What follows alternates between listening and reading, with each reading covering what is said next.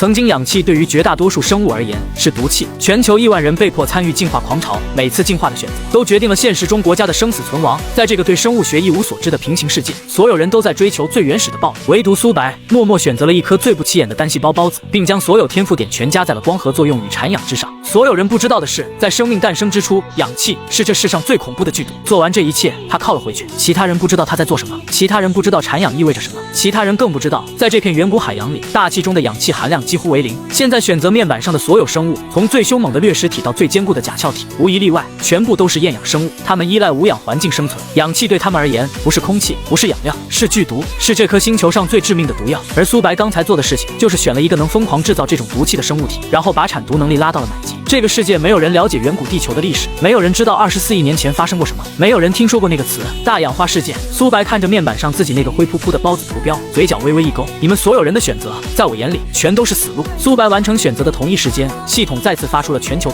通告。为增进各国之间的了解与竞争意识，系统将从每个国家的参与者中随机抽选1名代表，进行全球实时直播。直播内容将向全球所有参与者公开，每个国家1名代表，共计200余名。抽选即刻开始。苏白还没来得及反应，一道金色光柱就直接落在了他身上。恭喜，你已被选为华国直播代表。你的进化选择、天赋分配、实时状态将对全球所有参与者公开展示。苏白愣了1秒，然后他低头看了一眼自己的面板。初始形态：原始光合孢子。天赋分配：光合效率5，产氧能力5，攻击力0，防御力0，移动能力0。这玩意儿要被全球直播？苏白沉默了2秒，然后无所谓的耸了耸肩，随便，反正最后赢的是他。然而此刻的全球论坛和弹幕已经因为各国代表的信息公开而彻底炸锅了。200多个国家的代表信息被同时展示在所有人的面板上，每个人都能看到其他国家代表选择了什么生物形态，怎么分配天赋点。英国代表选择了原始掠食体，全点攻击强化，面板上的数据一片血红色，攻击力数值高的吓人。毛熊国代表选择了甲壳共生体，全点防御强化，矿化外壳的厚度参数直接拉到了极限。日国代表选择了集群吞噬体，天赋点平均分配在繁殖效率和群体协作上，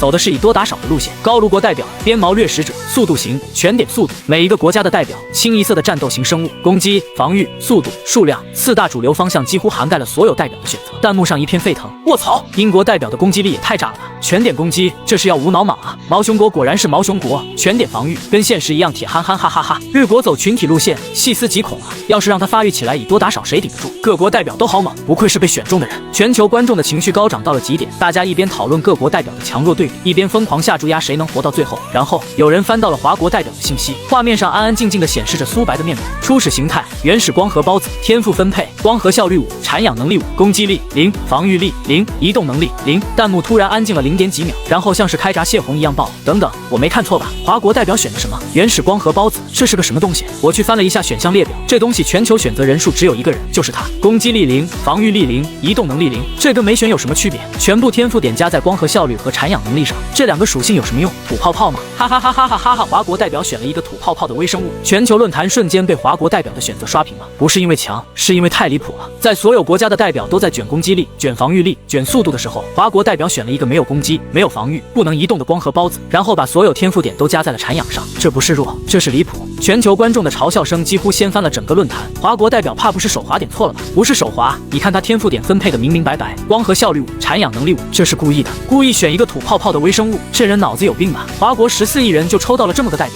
笑死了，运气真好啊！建议华国直接弃赛，这代表不换的话，第1轮就得垫底。国内的舆论更是一片哗然，这谁啊？谁是苏白？怎么选了这种东西？疯了吧？全世界都在卷战力，你选个微生物，你是来搞笑的吗？丢人丢到全世界了，求求你重新选一个行不行？不是，系统为什么会抽中这种人当代表？这公平吗？铺天盖地的质疑和嘲笑涌向了苏白，而苏白本人对这一切的反应是什么呢？他扫了一眼弹幕，然后关掉了弹幕显示，吵死了！全球直播正式开始，200多个国家的代表各自的实时画面被同步推送到了所有参与者的面板上，观众可以自由切换频道，观看任意国家代表的进化实况。刚开播的前几分钟，热度最高的频道毫无悬念地集中在了几个大国的代表身上。英国代表的频道，画面里一个通体暗红色的原始掠食体正在高速流动，它的细胞表面分泌着一层腐蚀性毒素，所经之处，周围的普通微生物被溶解吞噬，化为养分。它在猎杀，从直播开始的第1秒就在猎杀。弹幕疯了，英国代表太猛了，一出场就开杀，这攻击力恐怖啊！周围的生物碰到它就化，不愧是全点攻击，这就是这片海域的顶级掠食者。毛熊国代表的频道，一个巨大的矿化甲壳体安静地悬浮在海水中，有2个掠食型生物试图攻击它，毒素喷上去毫无反应，咬上去直接接崩碎了自己的细胞膜。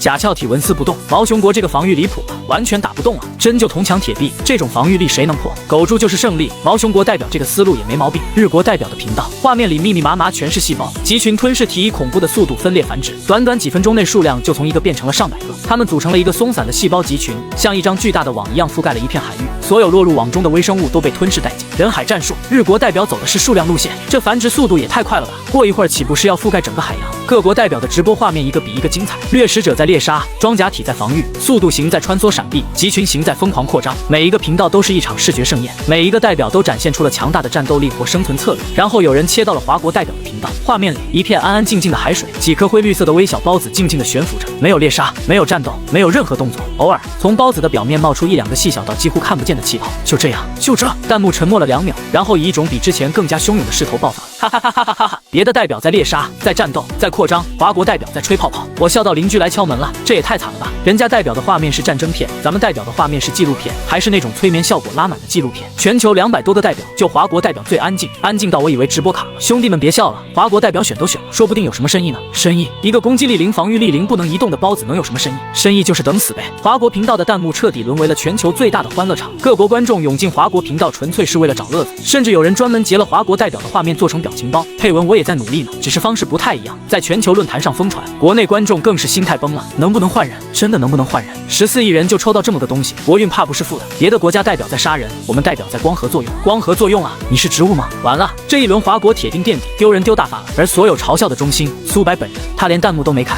他甚至都没去看其他国家代表的直播。他在干什么呢？他在研究自己的进化树。光合孢子的进化树非常简单，简单到只有2条分支，一条是提升光合作用的效率，让每一颗孢子能吸收更多的光能，转化更多的2氧化碳；另一条是提升繁殖速度，让孢子更快的分裂扩散，覆盖更大的面积。苏白看了看这2条分支，没有犹豫，2条全点，光合效率和繁殖速度同步拉满。做完这些，他靠了回去，闭上了眼睛。不急，完全不急。这场游戏比的不是谁先杀人，比的是谁能活到最后。而他很清楚，在这片远古海洋里，最后活下来的绝对不会是那些张牙舞爪的掠食者。直播进入第3天，3天的时间，全球观众已经逐渐形成了固定的观看习惯。热门频道永远是那几个：英国、毛熊国、日国、高卢国、日耳曼国。这几个国家的代表实力强劲，画面精彩，每天都有大量的猎杀和战斗场面，观众们像追连续剧一样追着看。今天英国代表又吞了30个猎物，这掠食效率太恐怖。毛熊国代表被5个掠食体围攻，一点事没有，甲壳硬的离谱。日国的集群规模已经突破10万了，这片海域快被他铺满了。各国代表之间甚至已经开始了直接冲突。英国代表的掠食体和日国代表的集群吞噬体在一片海域相遇了。英国代表凭借单体攻击力疯狂猎杀集群中的个体，但集群的繁殖速度太快，杀了100个又冒出来1000个，双方陷入了拉锯战，弹幕彻底沸腾。大战，英国和日国打起来了，一个是单体极限输出，一个是无限集群，这对决太炸。毛熊国代表在旁边看戏呢，他那个甲壳谁都打不动，稳坐钓鱼台。全球观众的热情被推到了最高点，而在这一片沸腾的气氛中，华国代表的频道冷冷清清，观看人数从第1天的好奇围观降到了现在的个位数，偶尔进来几个人也是纯粹来找乐子的，因为画面实在太无聊了。3天过去了，苏白的直播画面和第1天几乎没有区别，安静的海水，灰绿色的孢子缓慢的分裂，偶尔冒出的小气泡，唯一的变化是孢子的数量比第1天多了一些，但也仅此而已，没有战斗，没有猎杀，没有任何激动人心的画面。弹幕零零散散的飘过几条，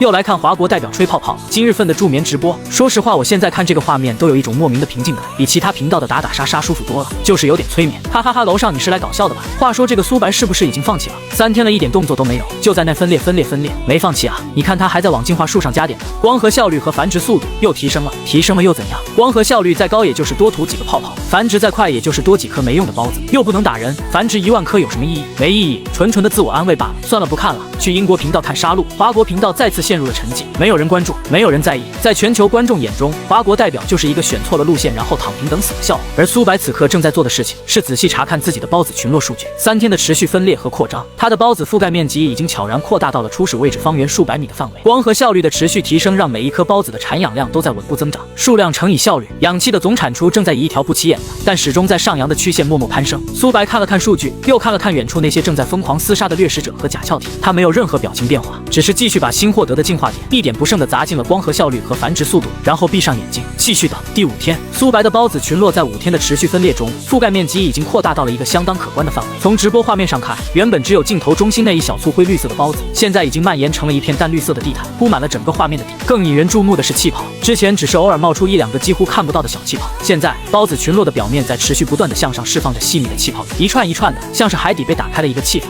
当然，对于绝大多数观众来说，这个画面依然毫无看点。吐泡泡的微生物现在只是变成了吐更多泡泡的微生物。但是在华国频道评论区的角落里，有一个帖子悄悄冒了出来，发帖人的 ID 叫深海观察者，内容很短。有没有人注意到华国代表的孢子释放的气泡量在这5天里增长了至少20倍？而且仔细看直播画面，孢子群落边缘的海水颜色好像比周围的海水稍微浅了一点点，这正常吗？这个帖子发出去之后，评论区是这样的：正常啊，泡泡多了而已，又不能打人。海水颜色变了，你是不是眼花了？我看了半天没觉得有区别，笑死！还深海观察者，你观察了个寂寞，这就是一颗没用的孢子在那做无用功，有什么好分析的？别费心了，兄弟，这代表就是选错，没有翻盘的可能。你与其在这研究泡泡，不如去看英国频道。今天英国代表又破纪录，帖子很快就被淹没在了大量的嘲笑帖和其他频道的讨论帖之中，沉入谷底，无人在意。发帖人沉默了一阵，又追了一条回复：我可能想多了，但是我总觉得那些气泡不太对劲。没有人回复他，这条消息像一颗石子扔进了大海，连水花都没溅起来。第7天，系统发布了第1版本的首次阶段性排名，排名的依据是综合评分，包含个体战力、领地覆盖面积、猎杀数量、存活率等多项指标。全球200多个国家的排名被同步公布在了所有人的面板上。第1名，英国。英国代表的掠食体在7天内猎杀了超过4万个生物体，个体战力评分断崖式领先。第2名，日国。集群吞噬体的覆盖面积和总猎杀量位居第2，群体战术的优势开始显现。第3名，毛熊国。甲壳共生体的存活率满分，零伤亡，虽然猎杀数不高，但活着本身就是巨大的优势。第4名，高卢国。第5名，日耳曼国。前10名的国家代表全部是战斗型生物，弹幕再次沸腾。英国第1，不愧是全点攻击的猛男。日国第2也合理，那集群数量太恐怖了。毛熊国第3，全靠一个狗字，但确实稳。所有人都在讨论前10名，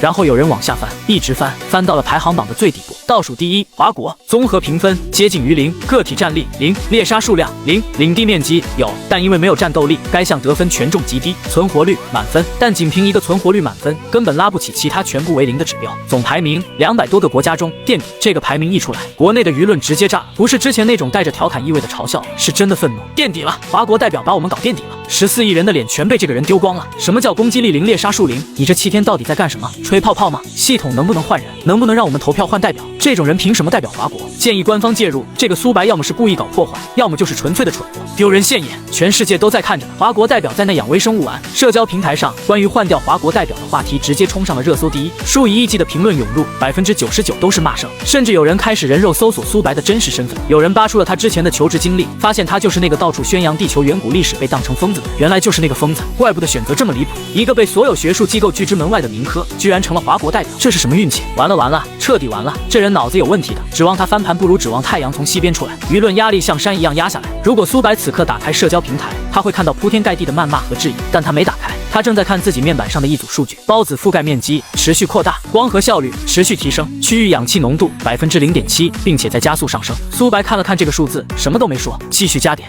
第9天，在所有人的注意力都集中在各国代表的排名争夺和精彩厮杀上的时候，一些细微的异常开始在全球各地的普通玩家中蔓延。最先被注意到的是一些厌氧生物玩家的异常状态报告。有没有人遇到过这种情况？我的掠食体今天突然行动变慢了，反应也迟钝了好多。之前明明能轻松猎杀的目标，现在追不上。这个帖子发在了一个不大的游戏交流论坛上，很快就有人跟帖。我也是，我的甲壳体今天莫名其妙的开始掉状态，外壳表面好像在变薄，我都不知道怎么回事。我更离谱，我附近有一片 NPC 生物群落，昨天还好好的，今天再看直接死了一大片。一开始我以为是被其他玩家猎杀了，但是附近根本没有别的玩家。对，我周围也是大量 NPC 生物莫名死亡，而且死相很奇怪，不像是被攻击致死，更像是中毒。中毒？这游戏里有毒吗？不知道啊，但是死掉的那些 NPC 确实像是中了什么毒，他们的细胞膜全都破裂了，就像是被什么东西从内部腐蚀掉的一样。这些帖子零零散散的出现在各个论坛上，但数量很少，也没有引起广泛关注。大部分人的注意力还在代表们的战斗上，偶尔有人在热门帖子下提了一嘴，有没有人觉得最近水里的东西不太对劲？我附近的厌氧生物死了好多，回复很统一，别大惊小怪了，可能就是系统的自然淘汰机制。这么大一片海 ，NPC 死几个不是正常的吗？你不会是那种什么都往阴谋论上扯的人吧？别想太多，好好卷你的进化就行。帖子沉了，没有人把这些零散的异常报告联系在一起，更没有人把这些异常和华国代表那个正在角落里疯狂吐泡泡的孢子群落联系在一起。毕竟在所有人的认知里，那个孢子除了吐泡泡什么都做不了。一个攻击力为0的微生物，怎么可能和大范围的生物死亡有关系？不可能的，绝对不可能的。第11天，苏白的直播画面发生了一个肉眼可见的变化，他的孢子群落覆盖面积暴增了。11天不间断的分裂繁殖，加上持续升级的繁殖速度，它的孢子已经从最初的几颗扩张成了一片铺天盖地的绿色海。直播画面中，原本浑浊暗红的海水，在孢子群落的覆盖范围内变成了一种清透的浅绿色。这个变化太明显了，明显到就算是只打开华国频道看一眼，也能立刻发现不对劲。弹幕开始出现不一样的声音了。等一下，华国代表的画面怎么跟之前不一样了？海水变色了？不是吧？你们看那个绿色的范围也太大了吧？之前不是就一小块吗？11天不停的分裂繁殖，这个覆盖面积确实长得离谱，但是有用吗？面积再大，不能打人也没用吧？话是这么说，但是你们不觉得奇怪吗？那个孢子释放的气泡量比前几天多了不是一点半点，海水都变色，这些气体到底是什么？这条弹幕一出来，评论区出现了短暂的讨论。什么气体？系统面板上写的是释放微量气体，具体什么气体我怎么知道？不是吧？你们到现在还没搞清楚那是什么气体？系统说的是吸收二氧化碳释放气体，吸收二氧化碳然后释放出来的气体一般是什么？谁知道啊？又不是学化学的，氧气吧？光合作用释放的不就是氧气吗？氧气有什么问题？氧气不就是我们呼吸的东西吗？能有什么杀伤力？就是啊，释放氧气能怎样？又不能拿氧气打人。你见过谁被氧气杀死的？哈哈哈哈，笑死了！华国代表的终极武器，给敌人吹新鲜空气，嘲笑声再次占据了上风。但这一次不是所有人都在笑，有人在角落里安静地打了一行字：我是化学专业的，我想说一件事，你们有没有想过，在目前这个原始海洋的环境里，所有的生物可能都是厌氧生物？这条回复沉在了海量的弹幕之中，只有极少数人看到，看到的人里有几个人停下了手指。等等，这么一说好像确实有点问题。如果现在所有生物都是厌氧的，那氧气对他们来说是不是有害呢？你们想多了吧？氧气怎么可能有害？氧气是好东西，那是对我们人类来说是好东西，对厌氧生物来说，氧气就是毒气。真的假的？别瞎说了吧，这也太扯了！怎么可能所有生物都是这种？设计不可能如此确信，地球上哪来的那么多厌氧生物？想太多了兄弟，一颗孢子产的那点氧气能影响整个海洋？做梦呢！就算氧气对厌氧生物有害，你看看那个覆盖面积才多大一点，影响范围能有多大？华国代表的粉丝是真的惨，到现在还在找各种角度给他洗。别洗了，垫底就是垫底。质疑的声音再次被淹没了，但这一次已经有一小撮人开始沉默了，他们没有跟着嘲笑，也没有再反驳，他们只是安静地切回了华国频道，盯着那片不断扩张的绿色孢子群落，看着那些源源不断升腾的气泡，沉默不语。而画面中央的苏白依然是那副面无表情的样子，他没看弹幕，没看排名，没看其他国家代表的战况，他只是安静地把新获得的进化点继续加在了光合效率和产氧能力上，然后继续等。第13天，氧气浓度突破临界点，苏白的面板上区域氧气浓度的数字从1%跳到了3%，然后是5%、7%，数字还在涨。而直播画面中变化来的比数字更加直观，苏白的孢子群落边缘，方圆数公里的海域之内，厌氧生物开始死了，不是零星的死，是大面积地、成片地毫无征兆的倒闭。画面里，一群原本正常游动的原始厌氧微生物突然间集体停滞，它们的细胞膜开始膨胀、扭曲，随后像被戳破的气球一样炸裂开来，内容物弥散在海水中，一个接一个，一片接一片。几秒钟之内，苏白的孢子群落周围就铺满了厌氧生物的残骸，死寂，一片死寂。而这一切正在全球直播中同步播出。华国频道的观看人数其实并不多，大部分人依然在看英国和日国代表的精彩对决，但有那么几百个人此刻正挂在华国频道里，他们亲眼看到了这一幕。弹幕安静了整整3秒钟，没有一条弹幕。3秒，在一个弹幕密度平均每秒几十条的直播环境里，3秒钟的沉默已经是一种极其反常的现象。然后弹幕炸了，什么？卧槽，那些生物怎么全死了？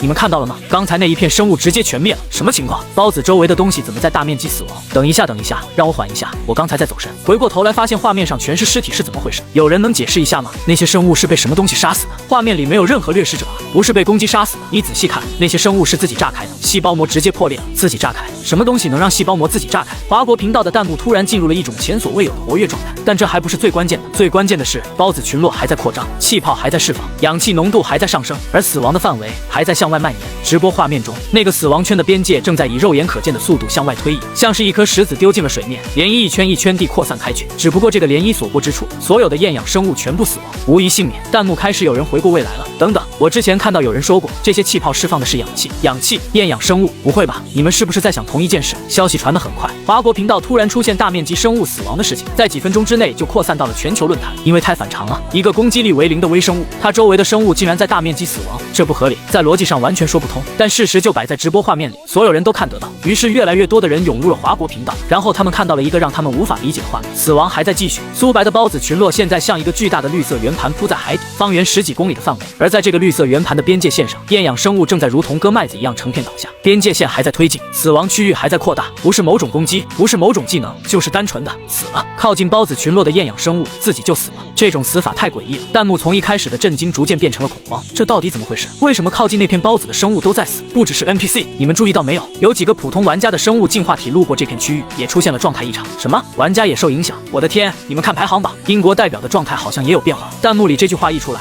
所有人同时去看了排行榜。英国代表排名第1的掠食体状态栏里多了一个从未出现过的小图标，一个灰色的骷髅头，鼠标悬停上去，显示的信息是轻微中毒，原因环境氧气浓度异常上升。所有人愣住了，然后去看其他代表。日国代表状态栏轻微中毒，毛熊国代表状态栏轻微中毒，高卢国代表、日耳曼国代表、半岛国代表，全部200多个国家的代表，除了华国的苏白之外，每一个人的状态栏里都多了那个灰色的骷髅头，轻微中毒，原因环境氧气浓度异常上升，全是一个不漏。弹幕彻底疯了，所有代表都中毒了，全部氧气浓度异常上升，是氧气，真的是氧气。华国代表那个包子释放的氧气正在毒杀所有厌氧生物，什么情况？他在干什么？氧气怎么可能是毒？我们不是每天都在呼吸氧气吗？你是人类，你当然呼吸氧气，但是靠近它的这部分生物全都是厌氧，厌氧生物碰到氧气就会死，这是基本的化学常识。什么基本常识？我从来没听说过这种东西。所以华国代表从一开始选包子产氧就不是在搞笑，他是在制毒，他在用氧气毒杀全场所有人。全球论坛在这一刻陷入了一种从未有过的混乱，几个大国代表的频道里情况已经开始恶化。英国代表的掠食体移动速度明显下降了，它的攻击频率变慢了，猎杀效率肉眼可见的在降低。日国代表的集群吞噬体边缘的个体开始出现细胞膜膨胀的症状，一些个体已经开始炸裂死亡了。毛熊国代表的甲壳共生体外壳表面开始出现微小的裂纹，那层号称同阶无敌防御的矿化外壳正在被氧气从分子层面侵蚀。所有的强者，所有的霸主，所有之前不可一世的顶级进化体都在衰弱，而苏白的孢子还在分裂，气泡还在释放，氧气浓度还在上升。全球论坛此刻已经吵成了一锅粥，不是普通的吵，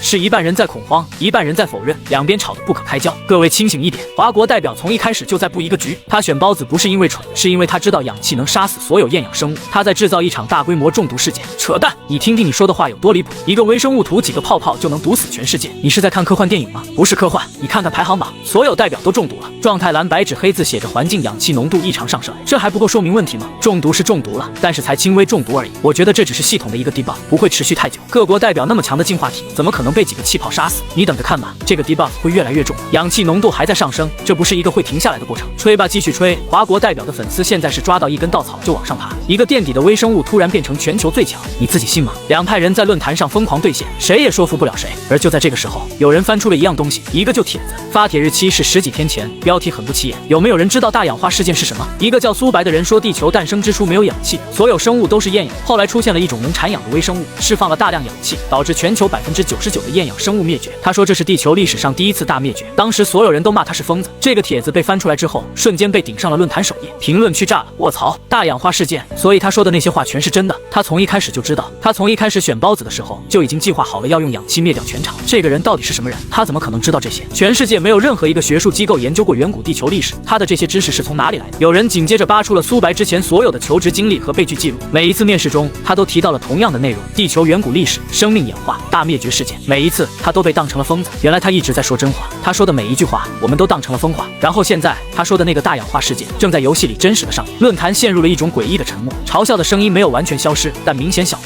越来越多的人开始回过头去重新看苏白之前的选择，天赋分配、进化路线，每一步都精准得可怕。选孢子不是因为蠢，点光核不是因为乱来，产氧不是在吹泡泡，他从第一秒开始就在布一场覆盖全局的死局。而此刻各国的高层会议室里，气氛已经凝重到了极点。英国白宫紧急安全会议，华国代表的行为模式完全超出了我们的预判。我们之前以为他是一个无关紧要的弱者，但现在看来，他可能是整个游戏中最危险的人。目前所有代表的状态都在持续恶化，如果氧气浓度继续上升，我们的代表会从轻微中毒变成重度中毒，最终走向死亡。有什么办法阻止吗？没有。氧气不是一种定向攻击，它弥散在整个海洋环境中，我们的代表无法躲避，也无法抵抗，因为他们的进化方向从一开始就没有考虑过这种威胁。也就是说，我们从选择初始形态的那一刻起就已经输了。会议室里没有人回答，因为答案所有人都知道，是的，从第一秒开始就已经输了，他们只是直到现在才知道了。第二章消息传开之后，全球玩家的第一反应出奇的一致，杀了他，杀了那个孢子，只要把那个华国代表的孢子群落彻底摧毁，氧气的释放就会停止，中毒状态就会解除。这个逻辑简单粗暴，但所有人都觉得可信。论坛上瞬间涌出了无数帖子，别吵了，与其在这争论氧气是不是毒气，不如直接把那堆孢子灭了。对，它攻击力为0，防御力为0，连移动能力都没有，一个不能动不能打的东西，杀了它不跟玩一样。所有代表联合起来，先灭了华国代表再说。支持各国代表，谁离华国代表最近，赶紧过去把那团绿藻清理掉。全球观众的情绪被迅速点燃。是啊，苏白的孢子什么都不会，不能攻击，不能防御，不能移动，只要派人过去物理清除，这场危机不就解除了？各国代表几乎在同一时间做出了同一个决定：进攻，找到苏白孢子群落的核心位置，然后摧毁它。英国代表率先行动，他的掠食体虽然因为中毒导致状态下降了一些，但依然是全场最强的单体攻击输出。他调转方向，朝着苏白的孢子群落所在的区域全速推进。直播画面中，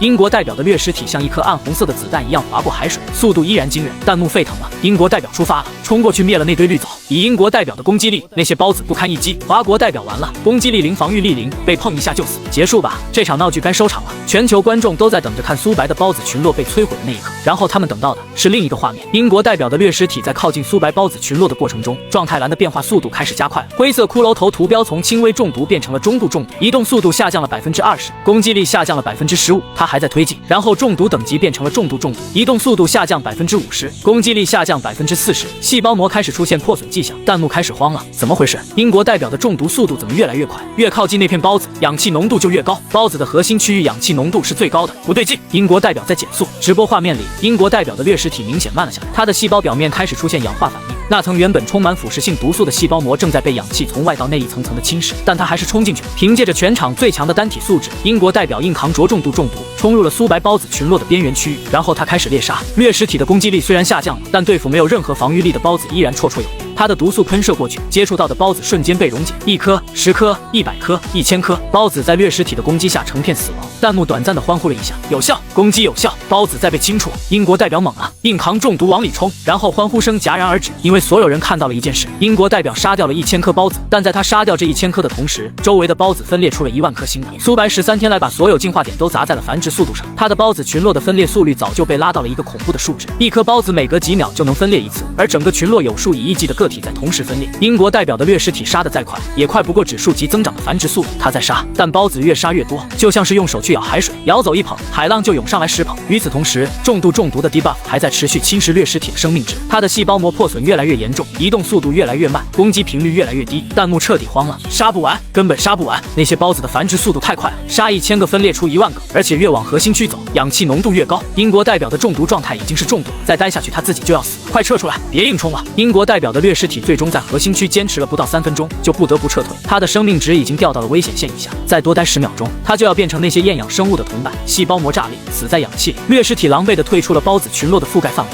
而他身后被清除的那一小片区域，已经在几秒钟之内被新分裂出来的孢子重新填满了，仿佛什么都没有发生过。全球观众沉默了，打不动，真的打不动，单体再强也没用，你杀得再快，孢子分裂的速度比你杀的速度快10倍，而且你在杀他的时候，你自己在持续中毒，他不需要打你，只要你待在他附近，你就会自己死。这怎么打？没有人能回答。然后日国代表出手了，既然单体攻击力不够用，那就用数量堆。日国代表的集群吞噬体在13天的发育中已经繁殖到了一个庞大的规模，数以10万计的个体组成了一张铺天盖地的细胞网，朝着苏白的孢子群落压了过去。思路很清晰，你繁殖快，我也繁殖快，你数量多，我也数量多，用集群去覆盖集群，用数量去碾压数量。弹幕燃起了最后一丝希望，日国代表上了，集群对集群，以量打量，10万个吞噬体冲过去，就算孢子分裂再快，也扛不住这种规模的集群攻击吧。最后的机会，日国的集群吞噬体如同一片黑色的潮水一样涌向了苏白的孢子群落，画面极其壮观，10万个细胞组成的黑潮对上了1万颗孢子组成的绿毯，然后黑潮撞上了绿毯边缘的高浓度氧气群，最前排的吞噬体个体瞬间出现了中毒反应，他们的个体太弱了。集群吞噬体走的是以量取胜的路线，每一个个体的体质远不如英国代表的掠食体。掠食体能扛着重度中毒在核心区待3分钟，而吞噬体的单个个体连轻度中毒都扛不住。最前排的吞噬体在接触到高浓度氧气的瞬间，细胞膜直接破裂，死了，连中毒的过程都省了，直接死了。第2排跟上也死了，第3排、第4排、第5排死了，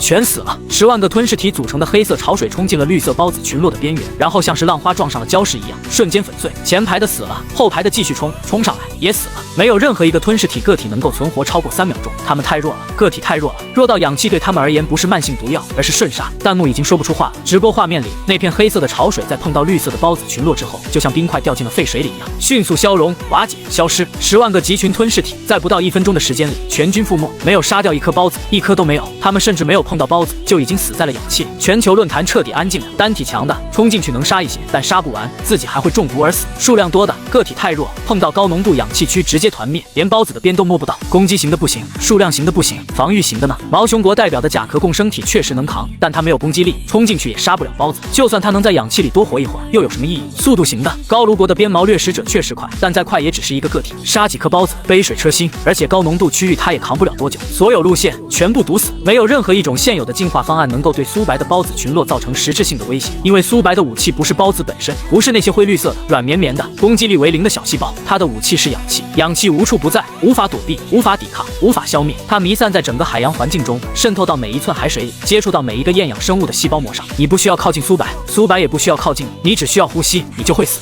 第15天，大氧化全面爆发，苏白面板上的区域氧气浓度数值已经停止了缓慢攀升的状态，取而代之的是一种近乎垂直的暴涨，10%、15%、20%。它的孢子群落在15天的指数级繁殖之后，覆盖面积已经扩张到了一个难以想象的范围，数以万亿计的孢子铺满了海底，每一颗都在不知疲倦地进行着光合作用，每一颗都在源源不断地向海水中释放氧气。氧气的扩散不再局限于孢子群落的周围了，它开始弥漫到整片海洋，从中心向外辐射，像一场看不见的瘟疫，无声无息地渗透到了这个星球每一寸海水之中。直播画面中的变化是所有人都能看到，海水的颜色在改变，原本暗红色的浑浊的原始海洋正在一点一点地变得清澈，变得透亮。暗红色褪去，取而代之的是一种冰冷的清透的蓝绿色，这是氧气的颜色，不准确地说，这是一个旧世界死去新世界诞生的颜色。然后死亡来了，不是之前那种局部的缓慢蔓延的死亡，是全局的瞬间的覆盖一切的死亡。全球所有直播频道的画面在同一时刻发生了相同的变化。英国频道掠食体的状态从重度中毒直接跳到了致命中毒，它的细胞膜在氧气的侵蚀下彻底崩解，那个曾经横扫一切的顶级掠食者在画面中剧烈的扭曲了几秒钟，然后炸裂开来，细胞内容物弥散在清澈的海水中。死了，全场排名第1的英国代表死了。毛熊国频道号称同阶无敌防御的甲壳共生体，幻化外壳上的裂纹在氧气的持续侵蚀下越来越大，最终整个外壳像碎蛋壳一样崩裂开来，失去外壳保护的内核在氧气中连1秒都没有撑过。死了。日国频道集群吞噬体的残余部队在之前的全军覆没后刚刚重新繁殖出一批新个体，然而新个体刚刚分裂出来就立刻死亡，海洋中的氧气浓度已经高到了连分裂都无法完成的程度，整个集群在几秒钟内彻底消亡。死了。全球200多个国家的代表一个接一个的在直播画面中陨落，没有任何悬念，没有任何挣扎，氧气浓度越过了所有厌氧生物的生存极限，不管你是攻击型、防御型、速度型还是数量型，不管你的个体战力是强是弱，不管你的排名是第1还是倒数第1，在氧气面前全部平等。平等的死亡不只是代表全球70亿普通玩家中99%以上的人选择的都是厌氧生物，他们也在死。系统面板上的全球存活人数在以一种恐怖的速度下降，70亿、60亿、40亿、20亿、5亿、1亿、1000万、100万，数字还在跳，还在降。全球直播的画面中，几乎每一个频道都变成了同样的场景，空荡荡的、清澈的蓝绿色海水和海底零星散落的生物残骸，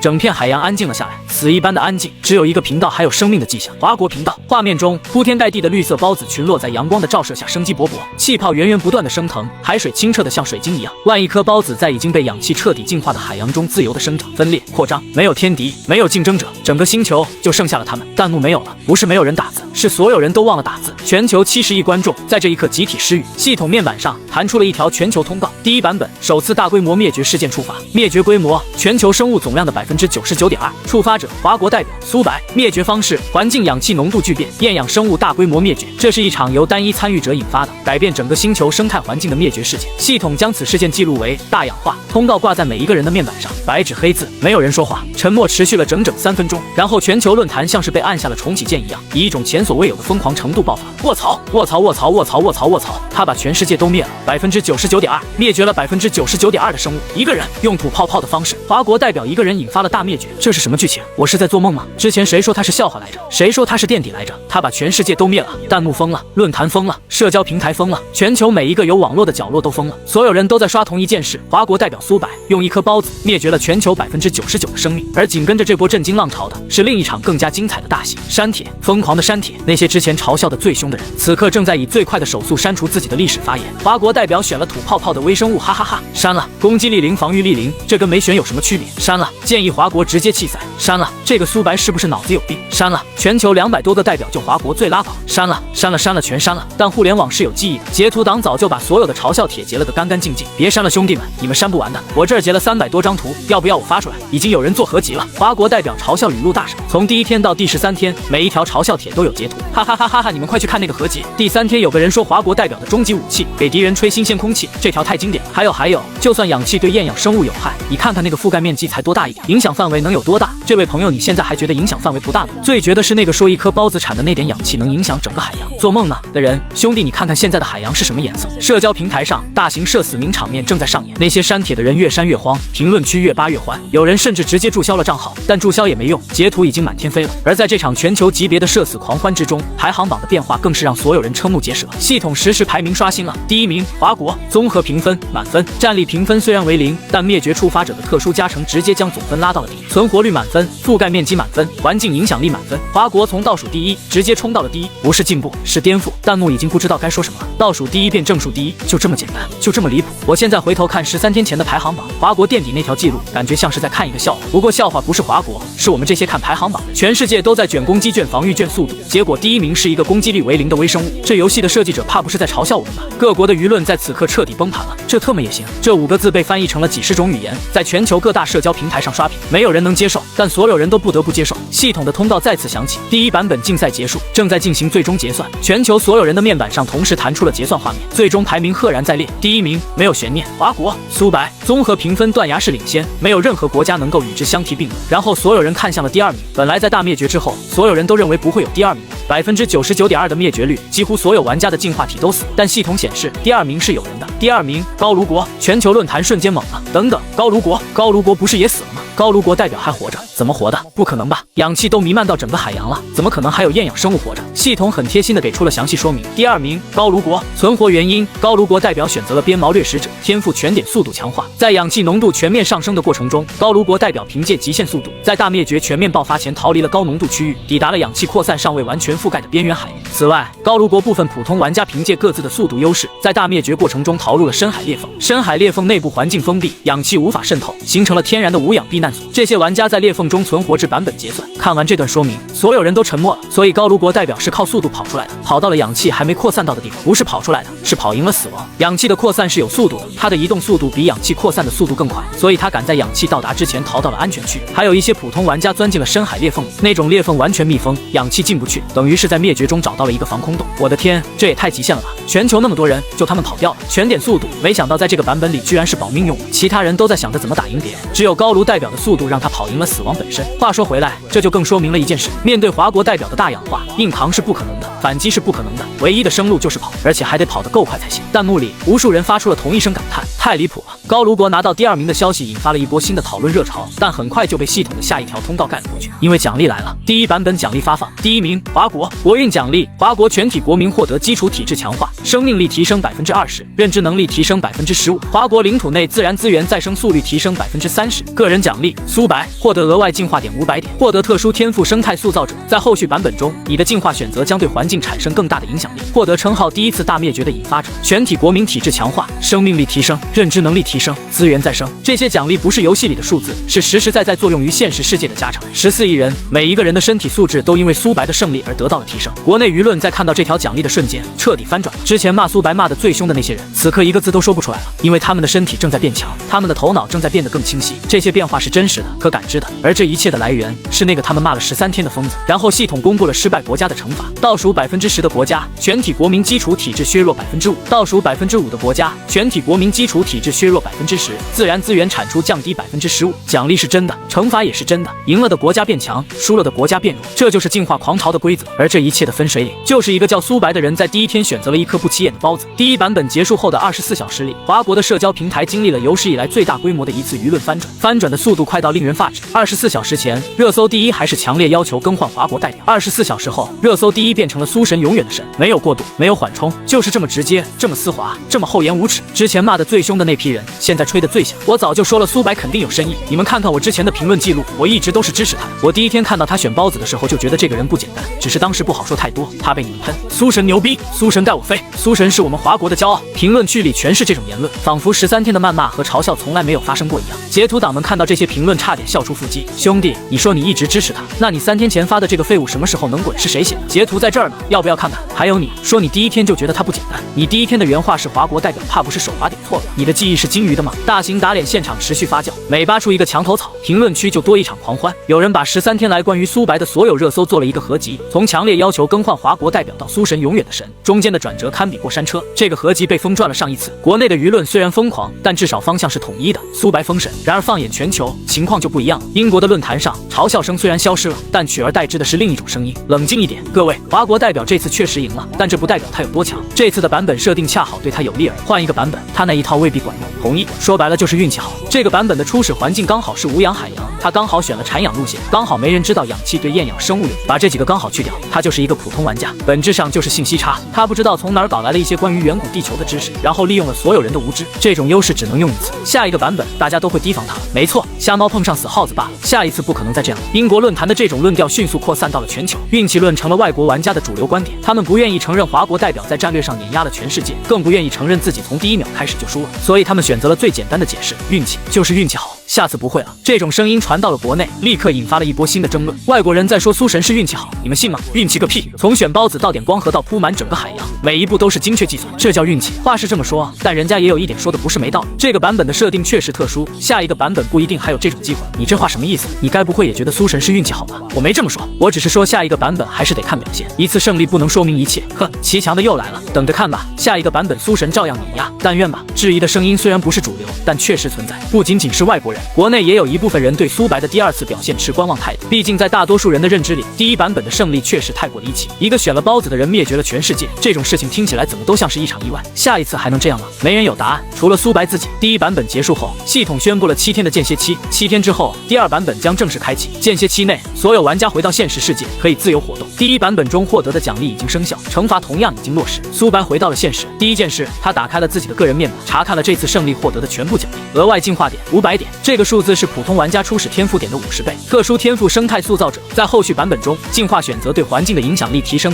300%。称号第一次大灭绝的引发者，永久称号，附带隐藏属性加成。苏白看着这些奖励，满意地点了点头。500点额外进化点意味着他在第二版本开局就能拥有远超所有人的天赋分配空间，而生态塑造者这个天赋更是恐怖，对环境的影响力提升300%。也就是说，如果他在下一个版本中再次选择影响环境的进化路线，效果将是其他人的4倍。这两样加在一起，他和其他玩家之间的差距不是在缩小，而是在急剧拉大。第一版本的胜利不仅仅是一次胜利，它是滚雪球的起点。苏白关掉面板，开始思考第二个版本的策略。如果系统的版本设定遵循地球生命演化的时间线，那么第一版本是生命诞生初期的无氧海洋，第二版本大概率会进入下一个地质年代，寒武纪、奥陶纪、滞留纪，每一个年代都有它独特的环境特征和关键事件，而每一个关键事件，苏白都了如指掌。他开始在脑子里梳理地球生命演化的时间线，为每一种可能的版本设定准备应对方案。与此同时，全球各国也没有闲着，7天的间歇期对于各国情报部门来说是一场争分夺秒的情报战。英国中央情报局紧急成立了一个专项分析小组，代号绿潮，任务只有一个：分析华国代表苏白的行为模式，破解他的战术逻辑，为第二版本做准备。我们需要搞清楚一件事。分析组组长在第一次会议上说，苏白是怎么知道氧气对厌氧生物有毒的？这个知识点在全球任何一个学术数据库里都查不到，它的信息来源是什么？分析员们面面相觑。我们翻遍了华国所有公开的学术论文、教科书、科普资料，没有找到任何关于远古地球无氧环境或大氧化事件的记载。他在求职过程中多次提到这些概念，但每次都被当成了胡言乱语，没有任何学术机构认可他的说法。也就是说，他的知识不是从这个世界的任何已知信息源获取，那他是从哪里知道的？沉默，没有人能回答这个问题，因为答案是不可能的。苏白的知识来自于另一个世界的学术体系，一个拥有完整古生物学、地质学、演化生物学的世界，但这个答案没有人想得到。先不管他的信息来源，组长拍了拍桌子，我们现在能做的是分析他的行为模式。他在第一版本中的每一个决策都有明确的逻辑链，选择产氧生物，全点光合效率和繁殖速度，等待氧气浓度自然上升。这说明他在进入版本的第一秒就已经知道了整个环境的底层规则，所以他的核心优势是他知道每个版本的环境设定和关键事件。对，如果我们能提前知道第二版本的环境是什么，我们就能预判它的策略。但问题是，我们不知道第二版本的环境是什么，我们甚至不知道地球生命演化的时间线是什么样的，因为这个世界没有这个学科。又是沉默。分析组花了3天时间，调动了全球最顶尖的科学家、生物学家、化学家，试图从第一版本的信息中推导出第二版本可能的环境设定。他们的推导方向包括：如果第一版本是无氧环境，那么大氧化之后，第二版本可能是有氧环境。在有氧环境中，苏白可能继续走光合路线，也有可能第二版本的场景完全不同，跟第一版本没有延续性。我们应该重点研究氧气出现之后生命可能的演化方向。每一个推导都在正确答案的边缘疯狂试探，但但每一个都差了那么一点，差的那一点叫做几十亿年的演化史知识。他们不知道寒武纪是什么，不知道奥陶纪灭绝是怎么回事，不知道泥盆纪的海洋霸主最终败给了登陆的鱼。他们拥有这个世界最聪明的大脑、最先进的分析工具、最庞大的数据库，但在远古地球历史这个领域，他们的知识储备是零。而苏白的知识储备是一整部从太古宙到新生代的完整演化史。这道鸿沟不是聪明能弥补的，不是努力能填平的，不是资源能砸出来的，它是一整个学科体系的缺失。各国情报部门在间歇期的7天里殚精竭虑，最终得出的结论都大同小异。我们无法预判苏白在第2版本中的行为，建议密切关注他的实时选择，在他做出决策后立即跟进。简单来说就是他选什么，我们跟什么，这就是全球最强情报机构能给出的最优解。跟着苏白抄作业，而他们不知道的是，苏白此刻正坐在自己那间已经换了新房子的客厅里，面前摊着一张白纸，上面密密麻麻地写满了地球生命演化的关键节点：寒武纪大爆发、奥陶纪大灭绝、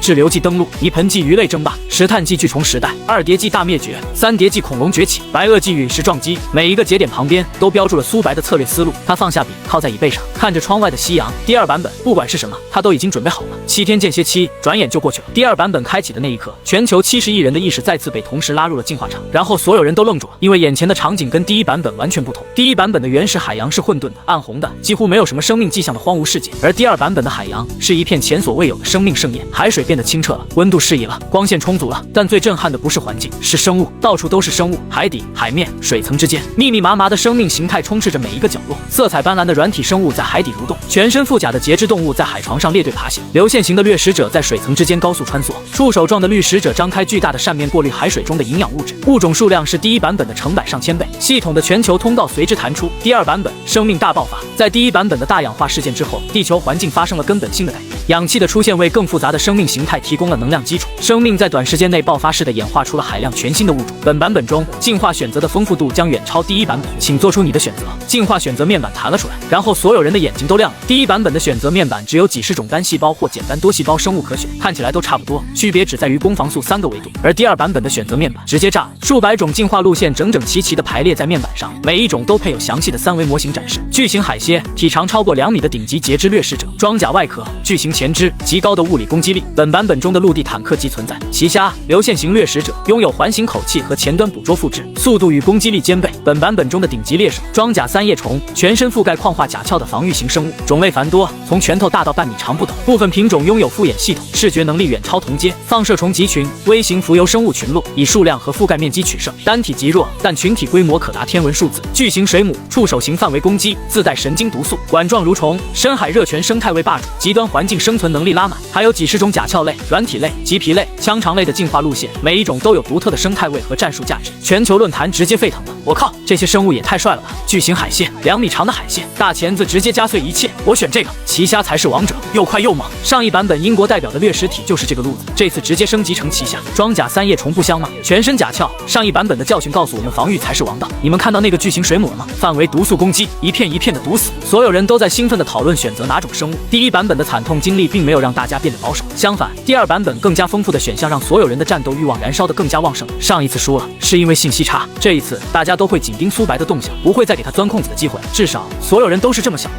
弹幕里期待和兴奋交织在一起。第2版本这次一定要赢回来，选最强的生物，卷最猛的进化，这次绝对不能再让华国代表一个人翻盘，吸取教训。这次不管他选什么，我们都得防着点。全球70亿人摩拳擦掌，准备在这个全新的版本中大展身手，而所有人的目光都在有意无意地飘向同一个方向，华国代表的直播频道。苏白还没有做出选择，苏白的直播频道观看人数在第2版本开启的第1分钟内就突破了10亿。10亿，全球70亿人里有1/7在盯着他，不是因为喜欢他，是因为怕他。第1版本的教训太深刻了，所有人都知道苏白的选择不能用常理来判断，他选了一个看起来最没用的东西，结果灭绝了99%的生命。这一次没有人敢忽视他的选择，各国情报部门更是严阵以待。英国绿潮分析组全员在线，实时监控苏白的直播画面，准备在他做出选择的第一时间进行分析。毛熊国、日国、日耳曼国、高卢国的情报团队同样如此，全球最强的分析力量在这一刻全部对准了一个人，苏白。而苏白此刻正在干什么呢？他在慢悠悠的浏览选择面板，从巨型海蝎看到奇虾，从装甲3叶虫看到巨型水母，一个一个看过去，表情平淡的像是在逛超市。弹幕屏住了呼吸，他在看了，他在看选项了，看他选什么，这次他选什么我们就跟着防什么，求求你选个正常的吧，别再整什么幺蛾子，他不会又选一个奇奇怪怪的东西了。苏白的视线在面板上缓缓移动，越过了巨型海鲜，越过了奇虾，越过了装甲三叶虫，越过了巨型水母，越过了所有热门选项，他的目光继续往下，往下，再往下，一直滑到了选择面板的底，那里跟第一版本的光和包子一样，有一批灰扑扑的不起眼的选项安静的躺。苏白的目光停在了其中一个上面，原始脊椎鱼类，体型极小的原始鱼类，拥有最基础的脊椎结构和简陋的胸鳍，攻击力极低，防御力极低，速度中等偏下，唯一优势拥有原始脊椎，进化潜力略高于无脊椎生物。面板上的描述寒碜到了极点，攻击力极低，防御力极低，速度中等偏下，唯一的亮点就是一根原始脊椎骨和2片简陋的鳍。全球实时选择人数12人，70亿人里只有12个人选了这玩意儿。苏白看了2秒，点了确认，你已选择原始脊椎鱼类。11双眼睛同时看到了这个选择，弹幕在沉默了1秒之后，涌出了一种前所未有的复杂情绪。他又选了最弱的，又来了，又是最弱的原始脊椎鱼类，这什么东西？一条巴掌大的小鱼，巨型海蟹一钳子就夹碎了吧？有人能跟我解释一下这条鱼有什么特别的吗？我看了半天就看到一根脊椎骨和2片烂鳍，上次是包子，这次是小鱼，他到底在想什么？如果是第一版本，这种选择会引来铺天盖地的嘲笑，但现在不会了，嘲笑的声音有，但明显小了很多，更多的人是沉默的，是警惕的，是心里犯嘀咕的。你们先别笑，上次笑他选包子的人现在脸还疼着呢。对，我不敢笑了，上次的教训还不够深刻吗？但是我真的看不懂他选这条鱼的意义。一条小鱼在这种巨兽遍地的环境里能干什么？上次也是这么说的，一颗包子能干什么？结果呢？所以你的意思是他这次又有什么大计划？我不知道，但我不敢赌他没有。弹幕中嘲笑和警惕交织在一起，形成了一种微妙的拉扯。有人想笑但不敢笑，有人想质疑但不敢质疑，有人想跟着选但不知道跟的逻辑是什么。各国情报部门同一时间启动了紧急分析。原始脊椎鱼类，他为什么选这个脊椎？他选的关键词是脊椎，这代表什么？不知道。我们的数据库里没有任何关于脊椎在生命演化中意义的研究。继续监控他接下来怎么分配天赋点，比他选什么更重要。所有人都在盯着苏白，而苏白看了一眼弹幕里那些纠结的表情，什么也没说。他打开了天赋分配面板，开始分配他那远超所有人的进化点。苏白选择原始脊椎鱼类的消息在全球论坛上热了大概3天，3天就只有3天。3天之后没人聊他了，因为第2版本的海洋争霸实在太精彩了，巨型海蟹和奇虾的对决在第2天就爆发了。英国代表这次选的是奇虾，全点攻击和速度，一条2米多长的流线型掠食者在海洋中高速穿梭，前端的捕捉副肢像2把巨型镰刀，任何被他锁定的猎物都逃不过环形口气的绞杀。毛熊国代表选了巨型海蟹，3米长的庞然大物，全身覆盖着厚重的几丁质甲壳，2只巨钳合拢的力量足以将同体型的生物夹成2半。这2位在一片浅海区域遭遇了，一个快如闪电，一个重如铁塔。弹幕直接爆了，打起来了！奇虾对海蟹，速度对力量。英国代表绕后了，奇虾的速度优势太明显了，没用。海蟹的甲壳太厚了，奇虾的副肢抓上去只留了一道白印。钳子，海蟹夹过来了。这种级别的对决，画面冲击力是第一版本完全无法比拟。第一版本的厮杀不过是一群肉眼几乎看不到的单细胞在互相吞噬，观赏性约等于看显微镜。但第2版本不一样，2-3米长的巨型生物近身搏杀，甲壳碎裂声，海水被搅动的轰鸣声，捕食者锁定猎物时的高速冲刺，每一帧画面都充满了原始的暴力美感。全球观众彻底沉浸在了这种视觉盛宴中，各国代表的直播频道观看人数全线暴涨，英国频道15亿，毛熊国频道12亿。日国代表选了装甲三叶虫集群，走的还是上一版本的群体路线，观看人数9亿。高卢国代表这次选了一种高速鱼类，全点速度，延续了他上一版本的跑路哲学，观看人数6亿。每一个频道都精彩绝伦，每一个代表都展现出了远超第一版本的战斗力和观赏性。而华国频道呢，观看人数从开局的10亿，在3天内跌到了2000万，还在持续下降，因为画面实在太无聊了。苏白的原始脊椎鱼类就是一条巴掌大的小鱼，灰不溜秋的身体勉强算是流线型，2片简陋的胸鳍在水中缓慢的滑动，游速跟其他代表的巨型掠食者比起来简直慢得令人发指。它没有钳子，没有甲壳，没有毒素，没有复制，有的只是一根贯穿全身的原始脊椎骨，然后它就在那里游，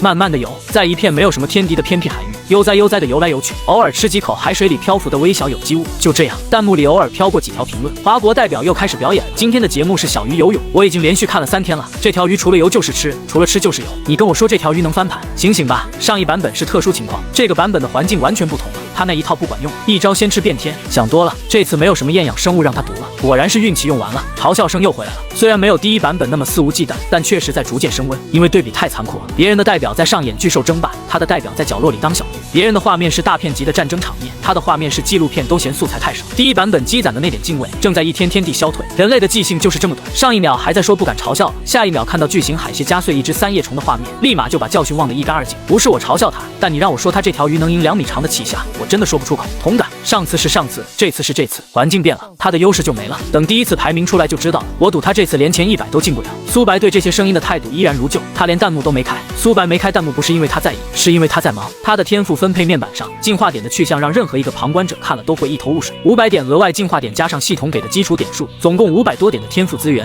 苏白一点都没有分配到攻击、防御或者海洋机动性上。他把所有的进化点分成了2大块。第一块适应潜水环境，这个进化方向可以让他的鱼在越来越浅的水域中生存，包括潮间带、泥滩，甚至是仅仅覆盖着薄薄一层水膜的湿地。第二块原始肺呼吸，这个方向可以让他的鱼发展出一种原始的肺结构，从空气中直接获取氧气，而不是完全依赖鳃从水中过滤氧气。2个方向全部拉满。弹幕在看到他的天赋分配详情之后，陷入了一种深深的困惑。等一下，我看看他的天赋分配：适应潜水、原始肺呼吸、肺呼吸。他要让一条鱼呼吸空气，这什么操作？现在是海洋争霸，你不卷海战，进化呼吸空气干什么？就算你能呼吸空气，又有什么用？战场在海里啊，你呼吸空气不还是得在海里打架？除非他不打算在海里打架，不在海里打架，在哪打架？天上，哈哈哈，说不定他准备飞了呢。弹幕里的调侃很快被其他频道的精彩画面冲淡，没几个人愿意在华国频道浪费时间去研究一条小鱼为什么要学呼吸空气。各国情报部门倒是认真记录了苏白的天赋分配，但他们同样分析不出逻辑。适应潜水和肺呼吸这2个进化方向在当前的海洋争霸环境中没有任何战术价值。他在第1版本中通过改变环境取胜，这次他是不是也在等待某种环境变化？有可能，但什么样的环境变化会让呼吸空气变成优势？除非海洋消失了。海洋消失，这也太荒谬了。继续监控吧，他上一次让我们看走了眼，这次不能再掉以轻心。情报部门虽然保持着高度警惕，但说实话，他们也看不出来苏白的操作有什么意义。毕竟鱼学呼吸空气这件事在任何人听来都很荒谬，就像包子吐泡泡一样荒谬。只不过上一次荒谬的结果是全球灭绝。第2版本第10天，海洋争霸进入了白热化阶段，各国代表经过10天的高速进化和疯狂猎杀，实力排名已经初步成型。系统发布了第2版本的首次阶段性排名，第1名英国，其虾掠食者在10天内猎杀了超过10万个生物体，单体战力断崖式领先。英国代表已经进化到了其虾的高阶形态，体长突破3米，速度和攻击力再上一个台阶。第2名毛熊国，巨型海蝎的甲壳在10天进化后厚度翻了1倍，钳制力量大幅增强。他在一次遭遇战中正面硬抗了英国代表的突袭，并用钳子夹断了对方的一根腹肢，双方互有胜负。第3名日国，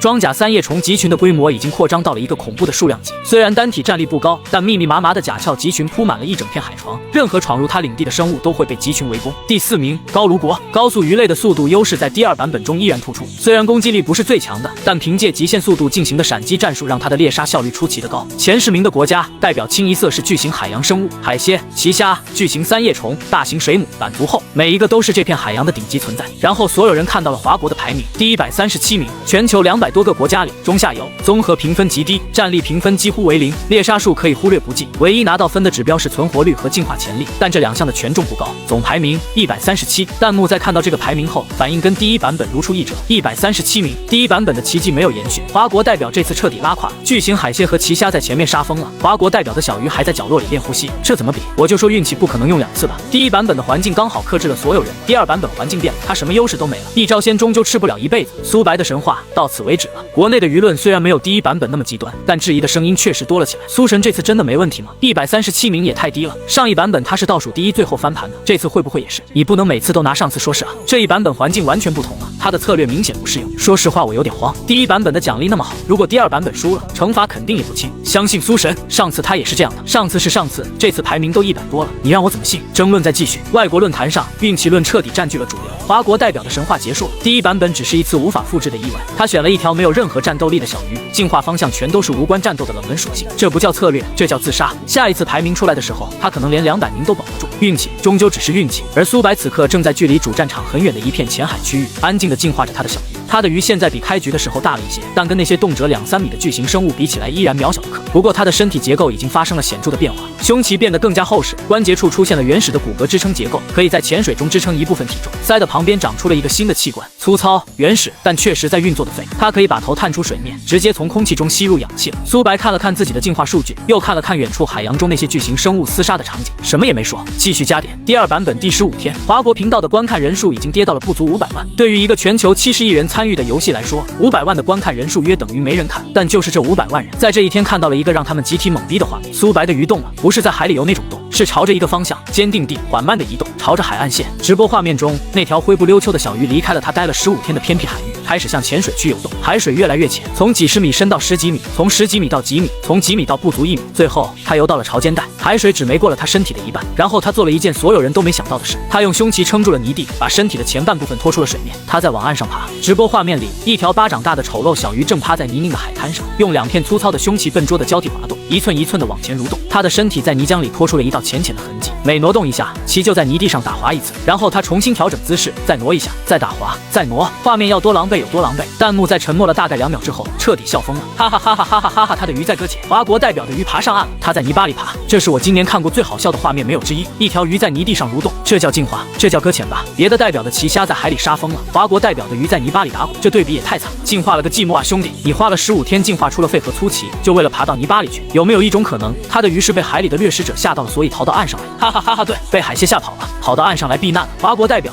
惹不起我还躲不起吗？华国频道的弹幕密度在这一刻突然暴涨，不是因为大家关心苏白，纯粹是这个画面太有喜感。一条鱼在泥巴里蠕动，怎么看怎么好笑。有人把这段画面截成了动图，配上各种搞笑文案，在全球论坛上疯传。当你以为你在进化，其实你在搁浅。我不是在爬，我只是换了一种方式躺平。进化的尽头是泥巴。华国频道的观看人数在短短1个小时内从500万暴涨到了3亿，全是来看笑话的。而苏白的鱼对外界的一切嘲笑毫无反应，它只是继续蠕动，一寸一寸的往岸上更深处爬去。第17天，苏白的鱼彻底离开了海洋，它爬过了潮间带，爬过了泥滩，爬上了一片干燥的岩石地面。胸鳍在这2天里进化的更加粗壮，关节处的骨骼支撑结构已经可以勉强承担全身的重量。它不再是在泥巴里蠕动，而是用4个鳍端支撑着身体，像一只极其笨拙的蜥蜴一样在陆地上缓慢移动。原始肺在每一次呼吸时都在扩张，从空气中汲取氧气。鳃已经退化了大半，取而代之的是一套虽然粗糙但确实能运作的肺呼吸系统。皮肤表面开始分泌一层薄薄的粘液，防止体表水分在干燥环境中快速蒸发。它活了下来，在陆地上活了下来。苏白看着眼前的世界，一片荒芜，光秃秃的岩石，干裂的泥土，寸草不生的地表，没有树木，没有草地，连最基本的苔藓都看不到几处。空气中弥漫着矿物质和火山灰的味道，但同时也没有竞争者，一个都没有。整片陆地上没有任何其他生物。海洋里几十亿玩家在互相厮杀，争夺霸权，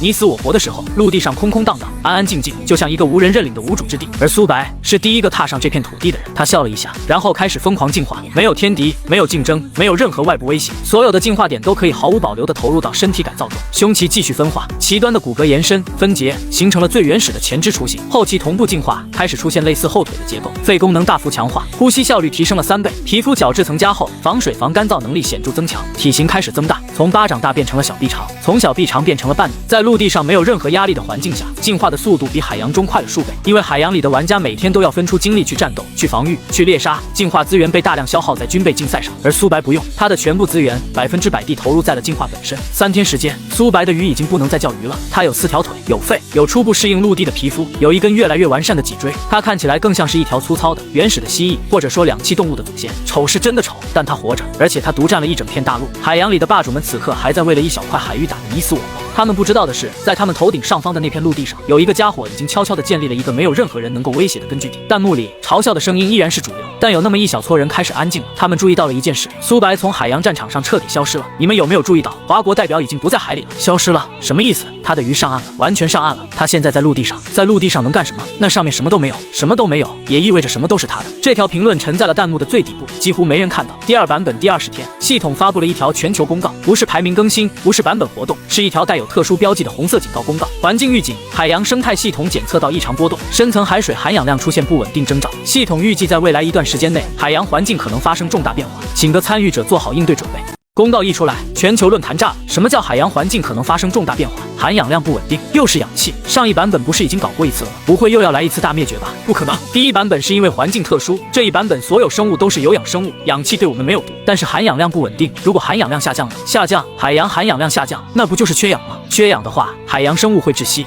等一下，有人突然反应过来了，华国代表的鱼已经上岸了，他的鱼有肺，不需要从海水里获取氧气。如果海洋含氧量下降，海里的生物会窒息而死，但他在陆地上完全不受影响。你的意思是，他又提前知道？我不是说他知不知道，我是说，如果海洋含氧量真的崩了，那么现在所有待在海里的玩家全都完蛋，而唯一安全的地方就是陆地。但是我们的进化方向全是海洋生物啊，我们没有肺，我们不能上岸。我进化的巨型海蟹连潜水都适应不了，更别说上岸了。它的身体结构离开水就会被自身重量压垮。我的鳍虾也一样，全身的呼吸系统都是鳃，离开水3秒钟就会窒息。3叶虫更不用说了，那个甲壳在陆地上就是一坨铁疙瘩，挪都挪不了。论坛上开始出现恐慌的苗头，所以我们被困在海里了。不是被困，是我们的进化化方向从一开始就锁死了，选了海洋生物就只能在海洋里活，没有任何转型的余地。那现在怎么办？还能不能临时进化出肺呼吸？你看看自己的进化树有没有肺呼吸这个分支？很多人翻了翻自己的进化面板，没有。巨型海蝎的进化树里没有肺呼吸选项，奇虾的进化树里没有，装甲三叶虫的进化树里没有，巨型水母的进化树里没有，所有主流海洋生物的进化树里都没有肺呼吸这个分支，因为它们根本就不是走这条路线。肺呼吸是脊椎动物的进化方向，而全球99%的玩家选择的都是无脊椎生物。恐慌开始蔓延了，完了，如果海洋含氧量真的崩了，我们所有人都会死。上岸，我们上不了岸，我们的身体不允许。所以华国代表从一开始选脊椎鱼类就不是因为丑，他是为了上岸。他选鱼不是为了在海里打架，他选鱼是为了离开海洋，而他现在已经在陆地上了，我们还困在海里。这一刻，论坛上的气氛诡异到了极点，一半人在恐慌，疯狂地翻自己的进化树，试图找到任何通往陆地的可能；一半人还在否认，坚持认为系统公告只是吓唬人，海洋环境不会真的崩溃。而还有极少数人只是安静地切到了华国频道。画面中，苏白的两栖生物正在陆地上自由地奔跑，4条已经成型的腿有力地踏在干燥的岩石上，整片大陆只有他一个。第二版本第23天，系统的红色预警发布3天之后，灾难降临了，没有任何额外的倒计时，没有任何最后的缓冲，就是在一个普通的瞬间，全球所有玩家的面板上同时弹出了一条系统通告：海洋缺氧事件已触发，全球海洋含氧量正在急剧下降。然后海洋变了，所有直播频道的画面在同一时刻发生了肉眼可见的变化，海水的颜色开始变暗，不是第一版本那种清澈的蓝绿色变回暗红色，而是从正常的深蓝色迅速变成了一种浑浊的死气沉沉的灰黑色，那是缺氧海水的颜色。海底开始冒出大量的暗色沉积物，有毒的硫化物从深海热泉和海底裂隙中涌出，混入了已经含氧量骤降的海水中。整个海洋在短短几分钟之内，从一个生机勃勃的生命乐园变成了一口巨大缓慢窒息的棺材。最先出现反应的是小型生物，那些体型较小、代谢率较高的海洋生物在含氧量下降的第一时间就出现了窒息症状，它们的鳃拼命的开合，试图从越来越稀薄的海水中过滤出足够的氧气，但徒劳无功。一个一个的，它们翻了肚皮，沉向海底。然后是中型生物，装甲三叶虫集群是最早崩溃的主流进化体之一。日国代表的三叶虫集群在含氧量下降后的10分钟内就出现了大面积死亡，单体太小，代谢跟不上，含氧量一降，它们就撑不住。密密麻麻的三叶虫从整齐的队列变成了散乱的尸体，像下雨一样纷纷沉向海底。日国频道的弹幕在疯狂尖叫：不，我的集群在死，它们在窒息，含氧量降得太快了，三叶虫的鳃根本过滤不到足够的氧气。怎么又来了？第一版本是氧气太多毒死，这一版本是氧气太少憋死，这特么的也行。各国频道此刻已经全部陷入了混乱。英国频道，奇虾掠食者的体型大，代谢需求也大，含氧量下降让它的每一次呼吸都变得艰难。3米长的身躯在灰黑色的海水中剧烈扭动，环形口气大张着，鳃叶疯狂地扇动，但吸入的每一口海水里携带的氧气都越来越少。它的动作在肉眼可见的变慢，从高速穿梭变成了缓慢挣扎。英国代表的奇虾在挣扎，它在窒息，不可能，这可是排名第1的顶级掠食者，排名第1也得呼吸啊！海水里没氧气了，它呼吸个什么？毛熊国频道，巨型海蝎的厚重甲壳在这一刻变成了最大的负担。庞大的体型意味着庞大的氧气需求，而它的鳃在缺氧环境中的效率急剧下降。甲壳没有任何破损，但里面的生命体正在一点一点的窒息。最坚固的防御挡不住没有氧气的事实。毛熊国代表的海蟹动不了了，它窒息了。甲壳有什么用？又不能防窒息。高卢国频道，高速鱼类在缺氧的海水中拼命的游动，试图找到含氧量更高的区域。它确实跑得快，但这次不同于第一版本，那时候它跑赢了氧气的扩散速度。这次整个海洋在同步缺氧，往哪跑？哪里都是一样的灰黑色死水，哪里都没有氧气，速度再快也跑不出一片没有终点的死亡。高卢代表在跑，但是没有用，到处都在缺氧，跑不掉的不是局部事件，是整个海洋在死。全球所有频道的画面在这一刻全部变成了同一种场景，巨型生物在灰黑色的海水中挣扎，鳃叶绝望的开合，身体缓慢的停止运动，然后沉入海底。弹幕里只剩下了一种情绪：恐慌，纯粹的压倒一切的恐慌。怎么又来了？这4个字被翻译成了全球几十种语言，在每一个国家的论坛上同时刷屏。海洋缺氧事件的扩散速度比所有人预想的都快，24小时之内，全球海洋的含氧量下降了70%，深海区域率先变成了完全无氧的死亡地带，中层水域紧随其后，最后是浅海。浅海的含氧量虽然下降最慢，但也在持续走低。所有还活着的海洋玩家都在拼命往浅海区域，因为浅海是最后的氧气残留区，但浅海的空间是有限的，几十亿玩家的海洋生物涌向同一片区域，密度高到了极限，挤在一起的巨型生物互相碰撞、踩踏，加上含氧量持续下降，浅海区在短短几个小时内就变成了一个巨大的修罗场，有的在窒息，有的在挤压中被夹碎，有的因为恐慌而互相攻击。而在这片混乱之中，有些玩家做了最后的尝试，往岸上爬，他们拼命地往海岸线的方向冲。浅水区、潮间带、海滩边缘，英国代表的奇虾用尽最后的力气冲到了海岸线附近，海水只到他身体的一半，他的身体有一半暴露在了空气中，空气里有氧气，海水里已经几乎没有了。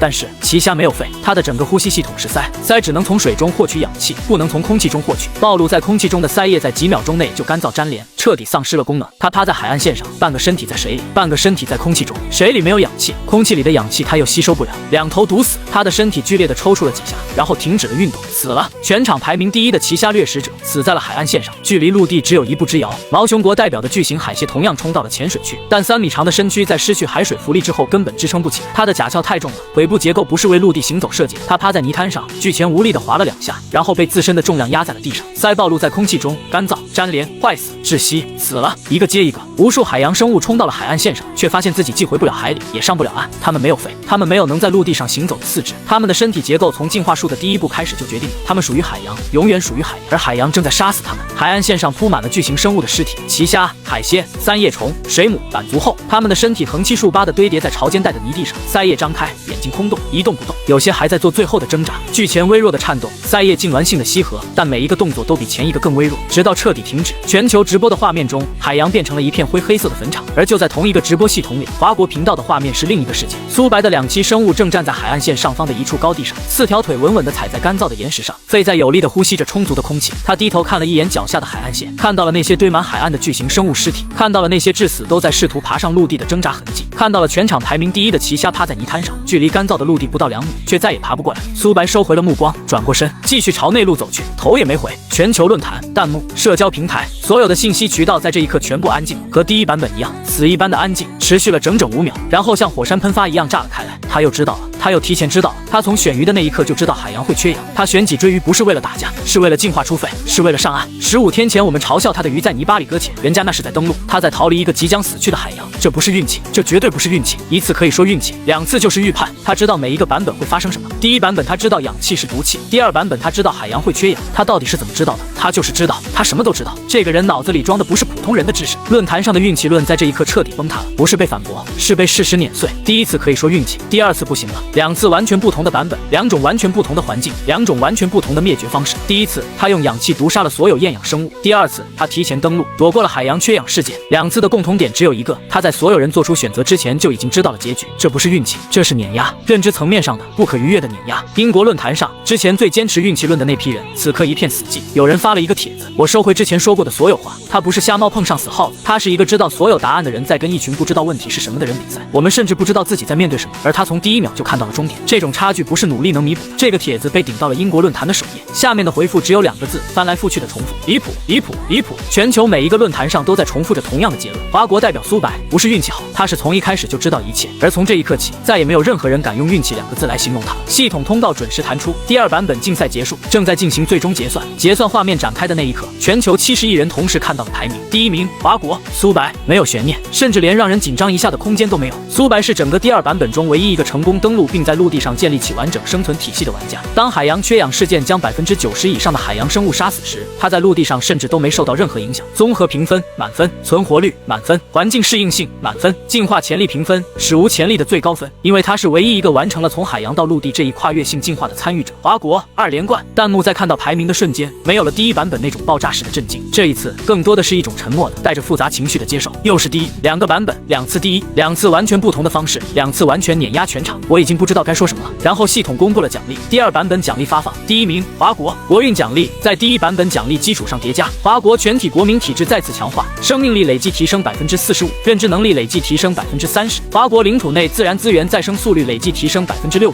新增华国全体国民获得进化亲和被动天赋，后续版本中进化效率提升10%。个人奖励，苏白获得额外进化点800点，与第1版本累计共1300点。特殊天赋生态塑造者升级为生态主宰者，后续版本中环境影响力提升500%。新增被动效果先驱者，在无人开拓的新环境中，进化速度额外提升200%。奖励是叠加的，不是重新计算，是在第1版本的基础上累加。这意味着华国国民此刻已经比其他国家的国民强了将近1半的身体素质和接近1/3的认知能力。而苏白个人的进化点储备已经达到了1300点，普通玩家初始只有10点，1300比10，130倍的差距。再加上生态主宰者和先驱者这2个天赋，苏白和其他玩家之间的差距已经不是数量级的问题，是代差。弹幕在看完奖励之后，真正的沉默了。2个版本本打下来，他和我们的差距已经大到无法追赶了。1300点进化点，我们只有10点。就算我们在第3版本拿第1，奖励也追不上他前2版本的累积。滚雪球，这就是滚雪球。第1版本的胜利让他在第2版本有了巨大的优势，第2版本的胜利又让他在第3版本拥有更大的优势。越赢越强，越强越赢，还怎么打？没有人回答，因为所有人都知道答案，打不了。而系统同步公布的失败国家惩罚更是雪上加霜。倒数10%的国家，全体国民基础体质削弱8%；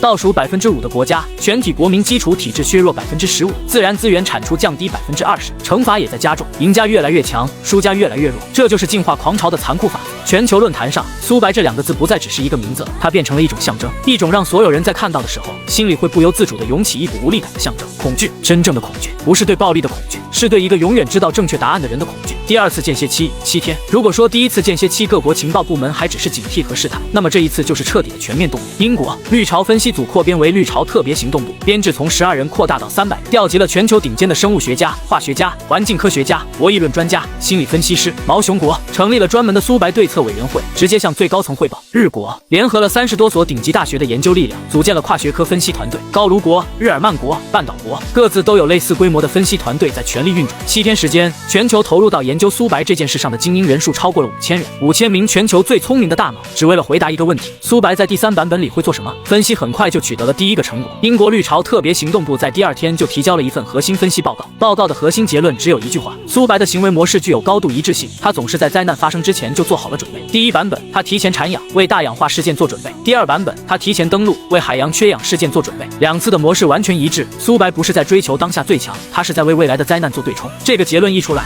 所有分析团队都认为抓住了关键，他的核心策略是灾难预判。只要我们能预判下一个版本的灾难是什么，就能提前做出和他一样的准备。对，关键在于预判灾难。然后所有人的热情就卡在了这里，因为下一个问题是第3版本的灾难是什么？沉默，我们不知道，我们甚至不知道第3版本的环境是什么。前2个版本似乎遵循某种时间线，第1版本是最原始的生命阶段，第2版本是生命大爆发阶段。如果继续推进，第3版本可能是更后面的地质年代。更后面的地质年代是什么？不知道。那个年代有什么关键灾难？不知道。苏白凭什么知道？不知道。3个不知道把整个分析团队砸进了死胡同。他们看到了模式，他们理解了逻辑，但他们缺少最核心的那块拼图——地球生命演化的知识。没有这块拼图，所有的分析都是空中楼阁。就像一个人看到了密码锁的使用说明书，知道只要输入正确的密码就能打开，但密码本身他不知道。而苏白手里握着全部的密码。日国的分析团队想到了一个办法：既然我们没有远古地球的知识，能不能从苏白身上获取？分析他之前公开发表过的所有言论。于是他们翻出了苏白穿越到这个世界后所有的公开言论记录，那些求职面试中被当成疯话的内容。地球最初没有氧气，验证了。第1版本证实，氧气出现后导致了第1次大灭绝，验证了。大氧化事件，生命从海洋登上陆地，验证了。第2版本证实，但后面的呢？苏白在面试中还说过什么？分析团队翻遍了记录，只找到了零散的几句：恐龙、陨石、大灭绝发生过5次，每一句话都没有上下文，没有详细解释，因为每次苏白刚开口就被打断了，没有人给他说完的机会。恐龙是什么？陨石跟大灭绝有什么关系？5次大灭绝分别是什么？没有答案。当初没有人让他说完，现在他们想听了，但苏白已经没有理由再跟任何人解释。分析团队最终的报告只能写上一句话：我们已确认苏白拥有完整的地球生命演化知识体系，但我们无法获取该知识的具体内容。建议第3版本中密切跟踪苏白的实时选择，采取跟随策略。跟随策略说白了就是抄作业。全球最强的5000颗大脑花了7天时间得出的最优解还是抄作业，而且他们心里都清楚，就算抄也抄不明白，因为苏白做的每一个选择在当下看起来都是错误的。选包子当时看起来是错的，选小鱼当时看起来是错的，只有灾难降临之后才知道那是对的。你抄到了答案，但你不理解为什么是这个答案，下一次遇到新题你还是不会做，这就是知识壁垒，不可逾越的知识壁垒。间歇期的第5天，全球舆论的焦点已经完全偏离了游戏本身，聚集到了苏白这个人身上，一个2连冠的全球冠军，一个被证实拥有未知知识体系的神秘人物，一个让所有国家的情报部门都无计可施的存在。他到底是什么人？他的知识从何而来？这些问题让全球各大媒体和情报机构疯了。英国在间歇期的第3天就通过外交渠道向华国提出了一个善意的建议，英国政府诚挚邀请苏白先生前往英国进行学术交流，我们愿意为他提供顶级的科研条件和优厚的生活待遇。翻译成人话，你把苏白给我们，我们出大价钱买。华国政府笑了笑，没理。毛熊国更直接，私底下开出了天价条件，试图挖人。日国走的是学术合作路线，提出了联合研究苏白知识体系的计划。3国在暗中较劲的同时，还有些国家走了另一条路。某些在2个版本中损失惨重的小国直接将苏白列入了国家级威胁名单，理由很简单，这个人的存在本身就是对其他所有国家的威胁，他一个人就能改变整个版本的结局。只要他还在华国，华国就永远是第1名，其他国家就永远在吃惩罚。战略级威胁，这是某份机密秘文件中对苏白的定义：一个曾经被所有人当成疯子的失业青年，现在被多个国家列为战略级威胁。而这一切的转折点就发生在华国国内。苏白的真实身份早已被扒得干干净净，名字、年龄、学历、专业方向、求职经历全部公开，媒体的报道铺天盖地，专业全球独一份的天才，揭秘华国代表苏白的传奇人生，从失业青年到2连冠冠军，苏白凭什么碾压全世界？被嘲笑的疯子竟是救世主，苏白的远古知识从何而来？但在这些报道中，有一个细节被反复提及，也被全网津津乐道。苏白曾经去过6家单位面试，6家全部被拒，每一家拒绝他的理由都是同一个，他的言论是风言风语，没有任何学术价值。现在这6家单位的名字被全网扒了出来。第一家某科技公司，当时面试官的原话是：“你说地球最初没有氧气，你在说什么胡话？”这位面试官的社交账号在24小时内被涌入了300万条评论，清一色4个字：你说什么？第二家某科研机构，当时拒绝苏白的负责人说过：“什么大灭绝，年轻人科幻小说看多了吧？”这位负责人已经关闭了所有社交平台的评论功能，但没用，网友直接冲到了机构的官方账号下面：“科幻小说看多了，人家说的每一句话都成真了，你们的眼光还不如一条包子。”第3家、第4家、第5家，每一家都在经历相同的噩梦。当初拒绝苏白的那些人，此刻恨不得找个地缝钻进去。而最惨的是第6家，那家学术出版社，当时的面试官听完苏白关于恐龙和陨石灭绝的描述后，叫了保安把他请出了大楼。那个保安现在是全网最热的表情包素材，配文：把全球冠军赶出去的男人。这些现实中的打脸名场面迅速成为了全网最热的娱乐内容，每一条报道下面都是几十万条幸灾乐祸的评论。而当事人苏白此刻在干什么呢？他搬进了国家安排的新住所，宽敞安静，安保严密，各种部门的人来来去去，有想请他做顾问的，有想做专访的，有国防部门的人想了解他知识体系的深度和广度。苏白配合了一些基本的沟通，但没有透露太多具体内容。他没有义务把自己脑子里的东西全盘道出来，那些知识是他在这个世界上唯一的也是最大的资本。他坐在新家的书房里，面前摊开着自己手写的那张地球演化时间线，目光停在了第3行：恐龙、陨石、白垩纪大灭绝。他拿起笔，在这一行旁边画了一个圈，然后放下笔，靠在椅子上闭目养神。第3版本的间歇期还剩2天，他已经知道接下来会发生什么了。间歇期第6天，苏白被一辆黑色防弹轿车接走了。车队由6辆车组成，前后各有2辆护卫车，中间2辆主车，规格之高，放在以前他连想都不敢想。车子驶入了京城核心区一处不挂任何牌子的灰色建筑，安检、登记、引导。然后他被带进了一间不大但极其安静的会议室，会议室里坐着7个人，苏白不认识他们的脸，但从每个人身上的气场和在座位次序上的排列方式来看，这些人的级别绝对不低。为首的是一位头发花白但精神极好的老者，看起来有60多岁。他在苏白进来的时候站了起来，主动伸出了手：“苏白同志，辛苦了，我代表相关部门对你在前2个版本中为国家做出的贡献表示感谢。”苏白握了握手，坐了下来，没有寒暄太久。对面的人直入主题：“我们想了解一些情况。”老者开门见山：“你在前2个版本中的表现远超所有人的预期，我们的分析团队认为你拥有一套完整的关于地球生命演化的知识体系，这套知识不存在于我们这个世界的任何学术数据库中，我们不追问你的知识来源。”老者看了苏白一眼：“我们只想知道一件事，第3版本你有把握吗？”苏白靠在椅背上想了想，有1个字：干脆利落。会议室里几个人交换了一下眼神：“能透露一下第3版本你的判断吗？大致方向就行。”苏白沉默了几秒，他不打算把所有东西都说出来，不是不信任这些人，而是有些信息一旦泄露，可能会通过各种渠道流到其他国家的情报部门手里，但完全不说也不合适。他斟酌了一下措辞：第3版本的时间线如果继续推进的话，应该会进入一个所有人都非常兴奋的时代，生物体型会比前2个版本大得多，攻击力、防御力、速度各方面的数值都会到达一个前所未有的量级，所有人都会疯狂。但是苏白停顿了一下，越是让所有人疯狂的东西，越可能是陷阱。前2个版本的规律已经证明了一件事：系统的每一个版本都内置了灭绝机制，追求当下最强的人，在灭绝来临时往往是死得最快的。第3版本也不会例外。他说到这里就不再多说了。会议室里安静了几秒，老者点了点头：“够了，我们不需要知道具体细节，我们只需要知道你有信心。”他站起来，郑重地看着苏白：“从现在起，国家层面会为你提供一切必要的支持和保障，你需要什么随时提，不需要走流程，不需要打报告，直接联系我们。你唯一需要做的事情就是在第3版本里赢。”苏白点了点头：“放心。”他站起来走向门口，在推开门之前，他停了一下，回头看了那几位一眼。第3版本才是真正的大戏，你们会看到一个比前2个版本精彩100倍的场面。当然，精彩的不是别人。他推门走了出去。间歇期最后1天，系统发布了第3版本的预告，不是文字预告，是画面。全球所有人的面板上同时弹出了一段10秒钟的预告影像。画面一开始是一片茂密的原始丛林，巨大的蕨类植物和裸子植物构成了密不透风的绿色世界，树冠遮天蔽日。然后地面开始震动，轰轰轰，沉重的有节奏的脚步声从画面深处传来，每一步都让地面微微颤抖。镜头缓缓抬起，树冠被一个巨大的身影撞开了，那是一个10几米高的生物轮廓，庞大的身躯，粗壮的后腿，短小但有力的前肢，一颗巨大的布满利齿的头颅。他张开嘴，发出了一声震耳欲聋的咆哮，咆哮声穿透了整个预告画面，震得所有人耳膜嗡嗡作响。然后画面切黑，只剩下一行字：第3版本巨兽时代，全球炸了。不是之前那种炸了，是真正意义上的全球70亿人同时疯狂尖叫的炸。恐龙是恐龙，那个影子是霸王龙，绝对是霸王龙！我靠！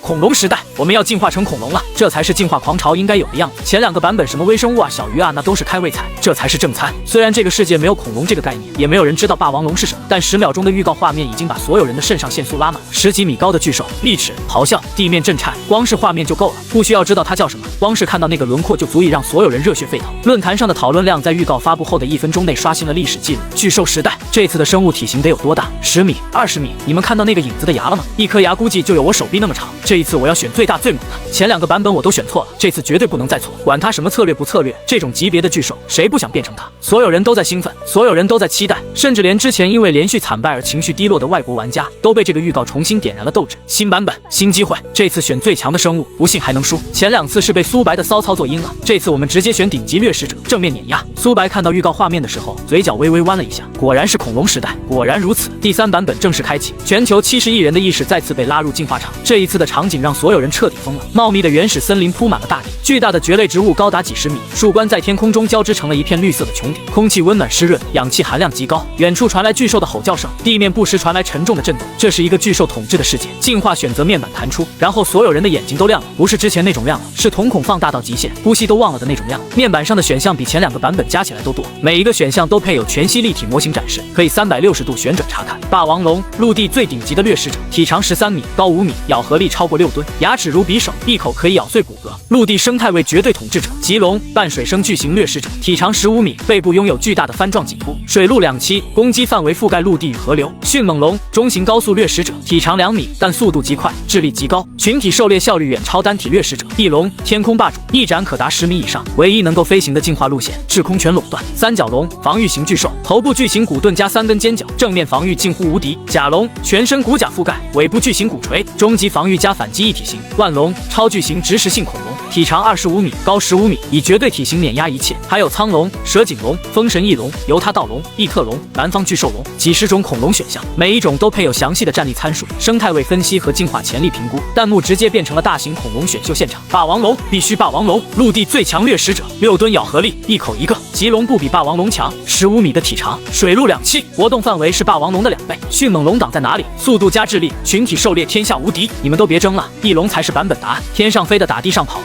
这叫降维打击。万龙25米，谁能打得动我？霸王龙咬我脚踝都够不着。全球玩家的热情被彻底引爆，每一个恐龙选项的讨论帖下面都是上1条评论，各国代表的选择更是万众瞩目。英国代表霸王龙，全点攻击，毫无悬念的选择。英国从第1版本到第3版本，3个版本3次选了攻击力最强的路线，简单粗暴但有效，至少在灾难降临之前是有效的。毛熊国代表甲龙，全点防御，同样毫无悬念。毛熊国从来都是防御优先，全身骨甲加尾部骨锤，这次的防御力比前2个版本更加恐怖。日国代表迅猛龙，天赋分配在繁殖和群体协作上，日国走的还是群体路线。迅猛龙的智力和群体狩猎特性完美契合了日国一贯的策略。高卢国代表翼龙，全点速度和飞行能力，高卢国果然又选了速度路线。翼龙的飞行能力让他在逃跑这件事上达到了前所未有的高度。其余国家的代表也清一色选择了恐龙形态。霸王龙和棘龙是最热门的2个选项，全球选择人数都突破了10亿，全网弹幕变成了一场盛大的恐龙狂欢。这才是进化，这才叫进化，变成10几米高的巨兽在丛林里横冲直撞，这才是男人的浪漫。前2个版本是战术版，这个版本是战力版，正面刚，硬碰硬，看谁更猛。这一次不管华国代表选什么，我们都不怕。你一个人能赢我们1次2次，但你能赢得了几十亿头恐龙。全球70亿人沉浸在恐龙时代的狂热之中，每一个人都觉得这次自己选了最强的进化路线，每一个人都觉得这次一定能赢。而在这场全球级别的恐龙选秀狂欢中，有10几亿双眼睛还记得去看一个人，华国代表苏白，他还没有做出选择。全球10几亿人盯着华国频道，苏白的选择面板在直播画面中清晰可见，他的手指从面板顶部开始往下滑，掠过了霸王龙，掠过了棘龙，掠过了翼龙，掠过了迅猛龙、三角龙、甲龙、万龙，掠过了所有恐龙选项。所有人的心都提到了嗓子眼，他不会又要选最底下的那个吧？不会吧，不会吧！苏白的手指滑到了面板的最底部。恐龙选项区的下方有一个几乎被所有人忽略的灰色小栏目，标题是其他生物，里面稀稀拉拉的躺着几个选项，全是些跟恐龙比起来完全不值一提的小东西。苏白的目光停在了其中一个上面，小型穴居哺乳类，体型极小，约10至15厘米，夜行性，杂食，无攻击能力，无防御能力，速度极慢，特性恒温体质，可维持体温恒定；穴居本能，可挖掘地下巢穴。进化潜力评估：低体型，老鼠大小，攻击力约等于0，防御力约等于0，速度约等于0。全球选择人数3人。苏白看了2秒，点了确认。你已选择小型穴居哺乳类。10几亿人同时看到了这个选择，弹幕先是安静了1秒，然后爆了。老鼠，他选了一只老鼠。霸王龙、棘龙、翼龙他全都不选，选了一只老鼠。哈哈哈哈哈哈！我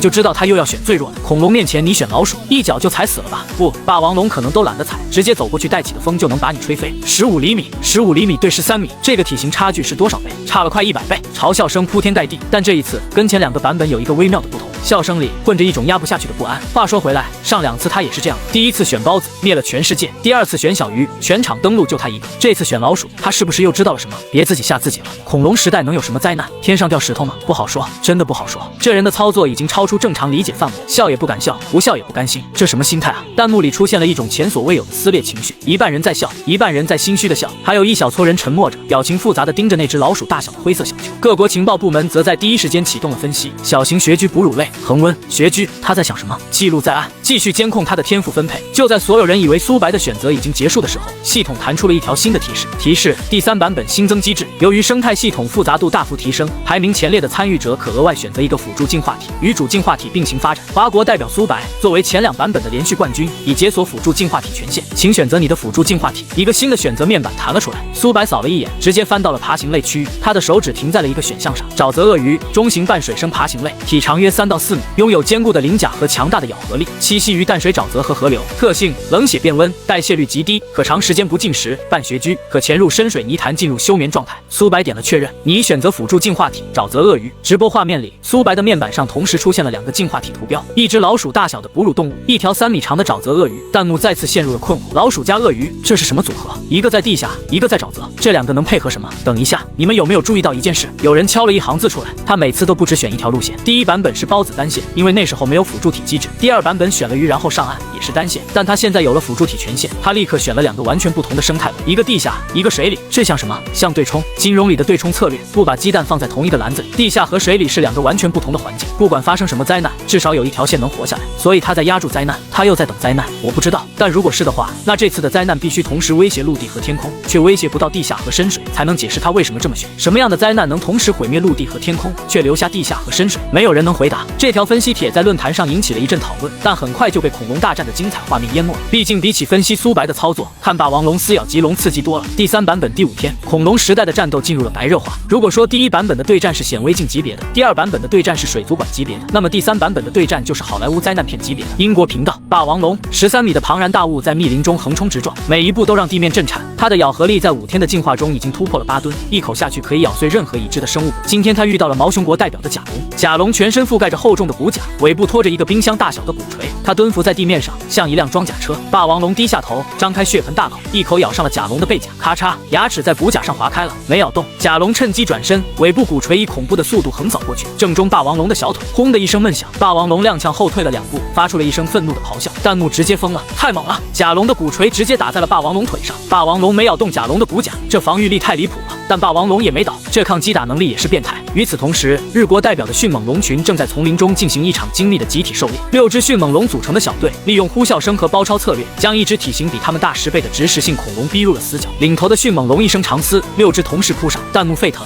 迅猛龙的群猎太帅了，配合精准得像特种部队，小体型大智慧。日国这次的策略太聪明了。高卢国代表的翼龙在天空中盘旋，10米一展的庞大身影投射在地面上，像是一片移动的阴影。它从高空俯冲而下，用尖锐的喙部精准地叼走了一只中型恐龙，然后振翅飞回天空。翼龙的制空权太棒了，地面上的恐龙根本碰不到它。每一个频道的画面都精彩到了极致，巨兽的咆哮，大地的震颤，血与火的原始爆裂，这是3个版本以来最震撼、最刺激、最让人肾上腺素飙升的战斗场面。全球观众沉浸在这场史前巨兽的战争中，如痴如醉。然后有人切到了华国频道，画面是黑的，不是信号问题，是真的黑。苏白的小型哺乳动物是夜行性的，白天它缩在地下巢穴里睡觉，巢穴内部没有光源，所以直播画面就是一片纯黑，偶尔能听到一点轻微的呼吸声和啃食种子的咯吱声。就这样，黑屏加啃种子的声音，这就是华国代表在恐龙时代的全部直播内容。弹幕已经连嘲笑的力气都快没了。又来了，别人的直播是是侏罗纪公园，它的直播是地下室监控。我调了半天屏幕亮度，以为是我手机的问题，结果真就是纯黑画面。历史总是惊人的相似，第一版本吹泡泡，第二版本泥巴里爬，第三版本地洞里睡觉。华国代表的直播永远是全场最无聊的。你们别笑了，上2次笑的人后来怎么样了？那是那，这是这。你跟我说一只老鼠能翻盘恐龙时代，我真的想不出来怎么翻，我也想不出来，但我不敢笑了。我敢笑，不就是一只老鼠吗？霸王龙一脚踩下去，连渣都不剩。行，你笑吧，记得到时候别删帖。弹幕里嘲笑和警告交替出现，形成了一种诡异的拉锯。而画面中那片纯黑的地下巢穴里，偶尔传出的啃种子声，成了整个恐龙时代最安静、最不起眼，也最让一部分人心里发毛的背景音。苏白的天赋分配详情在第7天被弹幕里的数据党扒了出来，每一个观众都可以在代表信息页面看到天赋分配的大致方向，只是大部分人懒得去翻华国代表的页面，但总有好事者。有人截了图发了帖，标题很直白，华国代表的天赋分配出来，你们猜他点了什么？帖子下面是苏白的天赋分配详情截图，1300多点的进化点，加上本版本的基础点数，总量远超任何一个普通玩家。分配方向：脑容量强化拉满，夜视能力拉满，穴居深度拉满，食物储备本能拉满，体温调节精度拉满，攻击力0，防御力0，速度0，体型增长0。评论区的反应很统一，我看不懂。脑容量、夜视、挖洞、存粮，他在进化什么？地鼠吗？1300多点的进化资源全砸在了这些东西上，攻击力0，防御力0，速度0。这恐龙遍地的时代，你全点挖洞，挖洞能挖死霸王龙吗？挖地道能打赢棘龙吗？我真的每一个版本看他的天赋分配都像在看一个疯子的操作，但问题是这个疯子每次都赢了，上2次也是这样的，完全看不懂的天赋分配，完全看不懂的进化方向，然后灾难一来，他是唯一活下来的，所以他这次又在等灾难。什么灾难需要挖洞挖得深，存粮存得多，脑子够聪明？不知道，但他显然知道。帖子的讨论热度没有持续太久，因为英国代表的霸王龙今天又干了一件大事，在正面对决中咬死了一头棘龙。这条新闻瞬间盖过了苏白的天赋分析帖，毕竟霸王龙咬死棘龙的画面多带劲啊！谁看地鼠挖洞啊？第3版本第12天，苏白的哺乳动物群体在12天里完成了一件没有任何人关注，但在数据层面极其惊人的事情。他们建立了一个地下洞穴网络，不是简单的一个洞，是一个有几十条地道互相连通的，覆盖了方圆数公里的地下网络系统。主巢穴深入地下超过15米，温度恒定，湿度适中，即便地面上发生任何剧烈变化，15米深的地下都能保持相对稳定的环境。分支巢穴10几个，分布在不同的方位，每个分支巢穴都储备了大量的种子、昆虫干、根茎类食物。苏白的哺乳动物群体数量也在持续增长，恒温体质让它们的繁殖效率远高于冷血的爬行类。12天的时间，群体规模从最初的1只扩张到了上百只，每一只都在挖洞、储粮、繁殖。如果从上帝视角俯瞰，地面上是恐龙的修罗场，地面下是哺乳动物的安全屋，两个世界互不干扰。这个数据变化被极少数数据分析型玩家注意到了。有人在论坛上发了一个帖子，你们知道现在全场存活率最高的代表是谁吗？不是英国的霸王龙，不是毛熊国的甲龙，不是日国的迅猛龙，是华国代表的老鼠，存活率100%，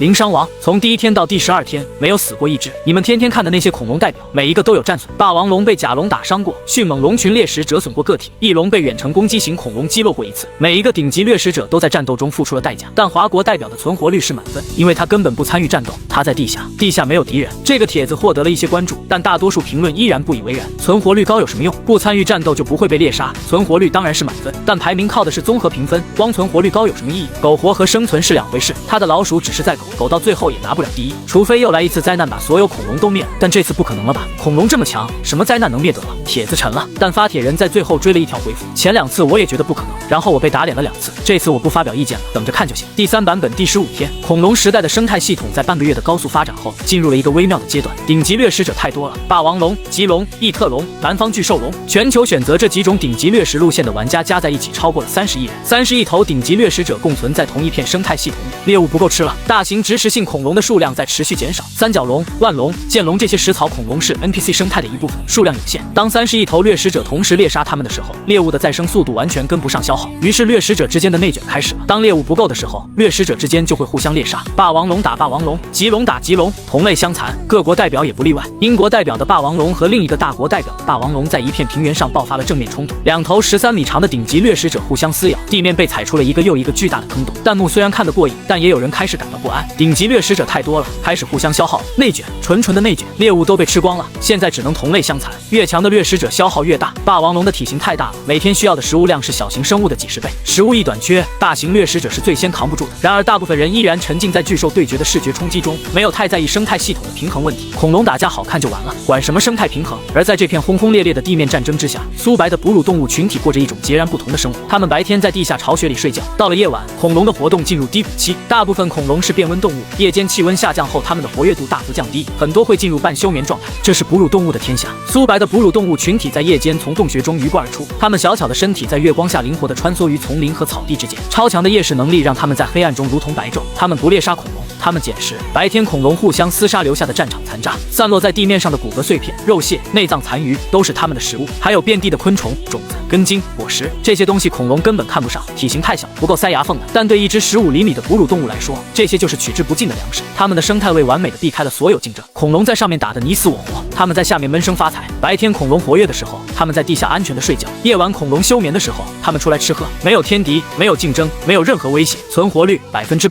食物储备持续增长，群体规模持续扩大，洞穴网络持续深挖。在华国频道那片漆黑的直播画面背后，一个隐秘的、高效的、完全不依赖战斗力的生存体系正在默默运转。地面上的霸主们为了一块领地，一只猎物打得头破血流；地面下的小家伙们安安静静地吃着种，存着粮食，挖着更深的洞。大人物打架，小角色闷声发大财，这就是苏白在恐龙时代的生存策略。第3版本第18天，苏白的哺乳动物群体在直播画面里依然是那副老样子，黑屏啃东西的声音，偶尔能听到几只个体之间发出的细微叫声，但如果你仔细听，那些叫声不是随机的，它们是有规律的。短促的1声代表安全，连续2声代表发现食物，急促的3连声代表有危险回动。苏白的哺乳动物群体在18天的群居生活中发展出了一套原始的声音信号系统，不算语言，但已经是最基础的群体协作通讯。这套系统让他们的觅食效率大幅提升。一只发现了食物源，发出信号，附近的同伴迅速赶来集体搬运；一只发现了地面上有恐龙活动的迹象，发出警报。所有正在外面觅食的个体在几秒钟内全部钻回地洞，效率极高，伤亡为0。而洞穴储粮系统也在持续完善，不同种类的食物被分类存放在不同的巢室里，种子一间，昆虫干一间，根茎一间，温度和湿度都经过了精确的调控，食物可以长期保存而不腐烂，存粮总量已经足够整个群体在完全不外出觅食的情况下存活超过30天。这些细节在直播画面里几乎看不出来，毕竟画面是黑的，但系统面板上的数据不会骗人。有一个数据分析博主专门做了一期关于华国代表的数据解读视频，标题叫你们都在看恐龙打架，我在看一只老鼠的数据。视频里用图表展示了苏白的哺乳动物群体18天来的各项数据变化。存活率曲线一条完美的直线，从头到尾100%；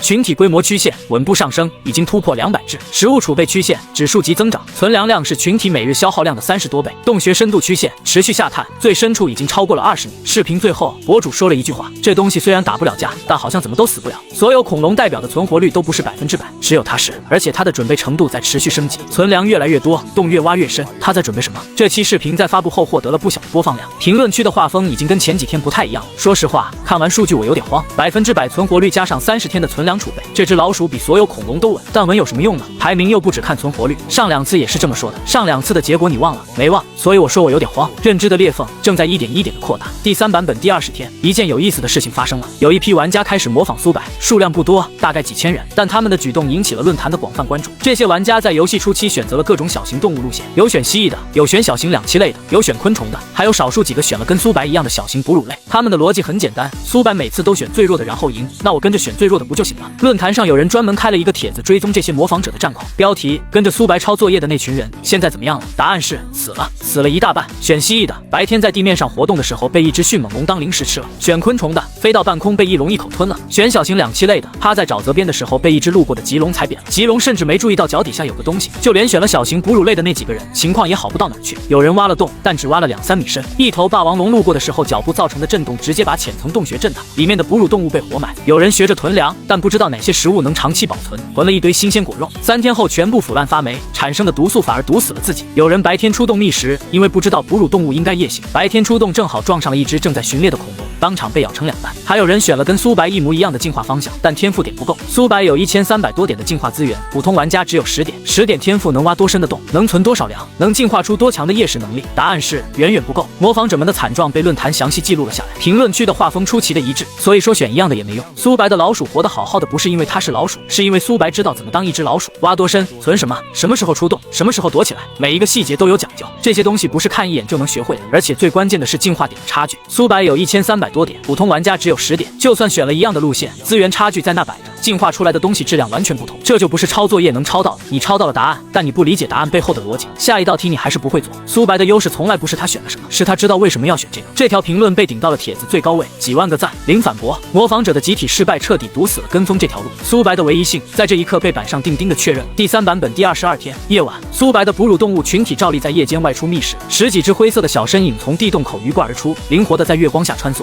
苏白的主视角跟着其中一只领头的个体在地面上快速移动，周围的恐龙大多已经进入了夜间休眠状态，只有远处偶尔传来几声低沉的呼噜声，一切正常，和前21天的每一个夜晚一样。然后苏白的视角抬头看了一眼天空，夜空中一颗流星划过，亮度很高，拖着一条长长的白色尾迹，在天幕上停留了大约2秒钟，然后消失。直播画面里，这颗流星只是一个小小的亮点，一闪而过。弹幕几乎没有人注意到，因为大部分观众都不在华国频道，就算在的，也更关注地面上的密室画面而不是天空。但苏白注意到了，直播画面里他的哺乳动物突然停下了脚，小小的身体一动不动地站在月光下，头部抬起，朝着流星消失的方向看了整整5秒钟，然后他转身快速钻回了地洞。这个动作在直播画面里只持续了不到10秒钟，只有极少数正在看华国频道的观众注意到了这个细节。刚才那只老鼠为什么突然跑回洞里？天上好像划过了什么东西。流星而已吧，有什么大不了的？没有引起任何讨论。但在苏白的视角里，他看到的不是一颗流星，他看到的是一个倒计时的开始。6500万年前，那颗直径10公里的陨石在撞击地球之前，先驱的小型陨石碎片就已经开始频繁划过天界。流星变多，就是陨石即将到来的前兆。它来了。苏白回到洞穴深处，安静地看着面板上自己的数据。存粮够了，洞穴深度够了，群体规模够了，鳄鱼分支体已经嵌入了最深的沼泽泥潭，随时可以进入深层休眠。所有准备全部就绪。苏白闭上眼睛，现在只需要等。第3版本第18天，苏白的哺乳动物群体规模已经突破了300只。300只听起来不多，但对于体型只有10几厘米的小型哺乳类来说，300只已经构成了一个相当完整的群落。而让极少数关注华国频道的观众感到意外的是，这300只哺乳动物不是简单的堆在一起，它们在协作。夜间觅食的时候，它们自发地形成了分工，一部分负责在外围活动，通过高频声波和气味标记侦测周围的环境。一旦发现夜间仍在活动的小型掠食者，他们会发出警报，整个群体迅速撤回最近的洞穴入口。一部分负责搬运食物、种子、昆虫、根茎，每一只觅食者找到食物后都不会独自吃掉，而是衔回巢穴中的公共储粮区。还有一部分负责维护洞穴结构，加固隧道壁，疏通排水渠道，在巢穴深处营造恒温的育幼室。整个群落运转得像一台精密的小型机器。弹幕里有一条评论被顶到了前排，你们别光看恐龙打架了，来华国频道看看这个。300只老鼠组成了一个有分工的群落，有哨兵，有搬运工，有工程兵，有育儿室。这个组织度比大部分恐龙玩家都高。我观察了3天，这个群落的食物储备量已经达到了一个恐怖的数字。按照他们的体型和代谢率计算，现有的储粮足够整个群落在不外出觅食的情况下存活至少20天。20天不出动都不会饿死。对，他们一直在囤粮，每天夜间出去觅食带回来的食物远超当天消耗，多余的全部储存。这个储粮效率我算了一下，每天都在正增长。所以这东西虽然打不了架，但好像怎么都死不了。这条总结性的评论引发了一波认真的讨论。确实，你把它跟恐龙代表比一下，霸王龙虽然猛，但每天要消耗大量食物维持体能，食物短缺一旦加剧，霸王龙反而是最先扛不住的。而这些小东西体型小，代谢低，还会存粮，就算外部环境恶化，它们靠储备就能撑很久。有点意思，这不是战斗力的优势，是生存效率的优势。但排名又不是只看存活率，综合评分里战力占比很高，光活着不够啊。前2个版本也是这么说的，前2个版本的结果你也看到，讨论到这里就卡住了。因为无论怎么分析，大部分人依然无法想象一群老鼠大小的哺乳动物能够在恐龙时代翻盘，但怎么都死不了这个印象，确实在一部分人心中扎下了根。第3版本第20天，一件有意思的事情发生了，有一批普通玩家开始模仿苏白，准确的说，是有一些在恐龙形态竞争中混得不好的玩家，抱着死马当活马医的心态，选择了淘汰重置，转投了小型动物路线。系统允许玩家在版本进行中进行一次进化重置，代价是丢失所有已获得的进化点和属性加成，从零开始。大部分人不会这么做，因为代价太大，但有些已经快死了的玩家选择了重置，他们模仿苏白，选了小型哺乳类或者类似的小型穴居生物，然后开始挖洞，结果很不理想。第一批模仿者在夜间出动觅食时，被一只夜行性的小型掠食恐龙发现，他们的洞穴入口暴露在一片开阔地上，没有任何掩蔽。掠食恐龙轻而易举地找到了洞口，把爪子伸进去一通乱掏，灭巢全灭。第2批模仿者学聪明了一点，把洞挖在了灌木丛下面，但他们的洞穴深度只有不到2米，而且结构简单，只有一条通道一个巢室。一场暴雨之后，洞穴灌水，全体溺亡。第3批模仿者挖的稍微深了一点，但他们不知道该储备什么食物，有的囤了大量的水果，结果水果几天就腐烂了，整个巢穴变成了一个发霉的垃圾堆；有的只吃一种食物，结果营养不均衡，群体体质持续下降。一批又一批的模仿者尝试复制苏白的策略，一批又一批的失败。论坛上很快就有人统计了数据，截至目前，尝试模仿华国代表走小型穴居路线的玩家总计超过2000万人，存活率4.7%，而华国代表的存活率依然是100%。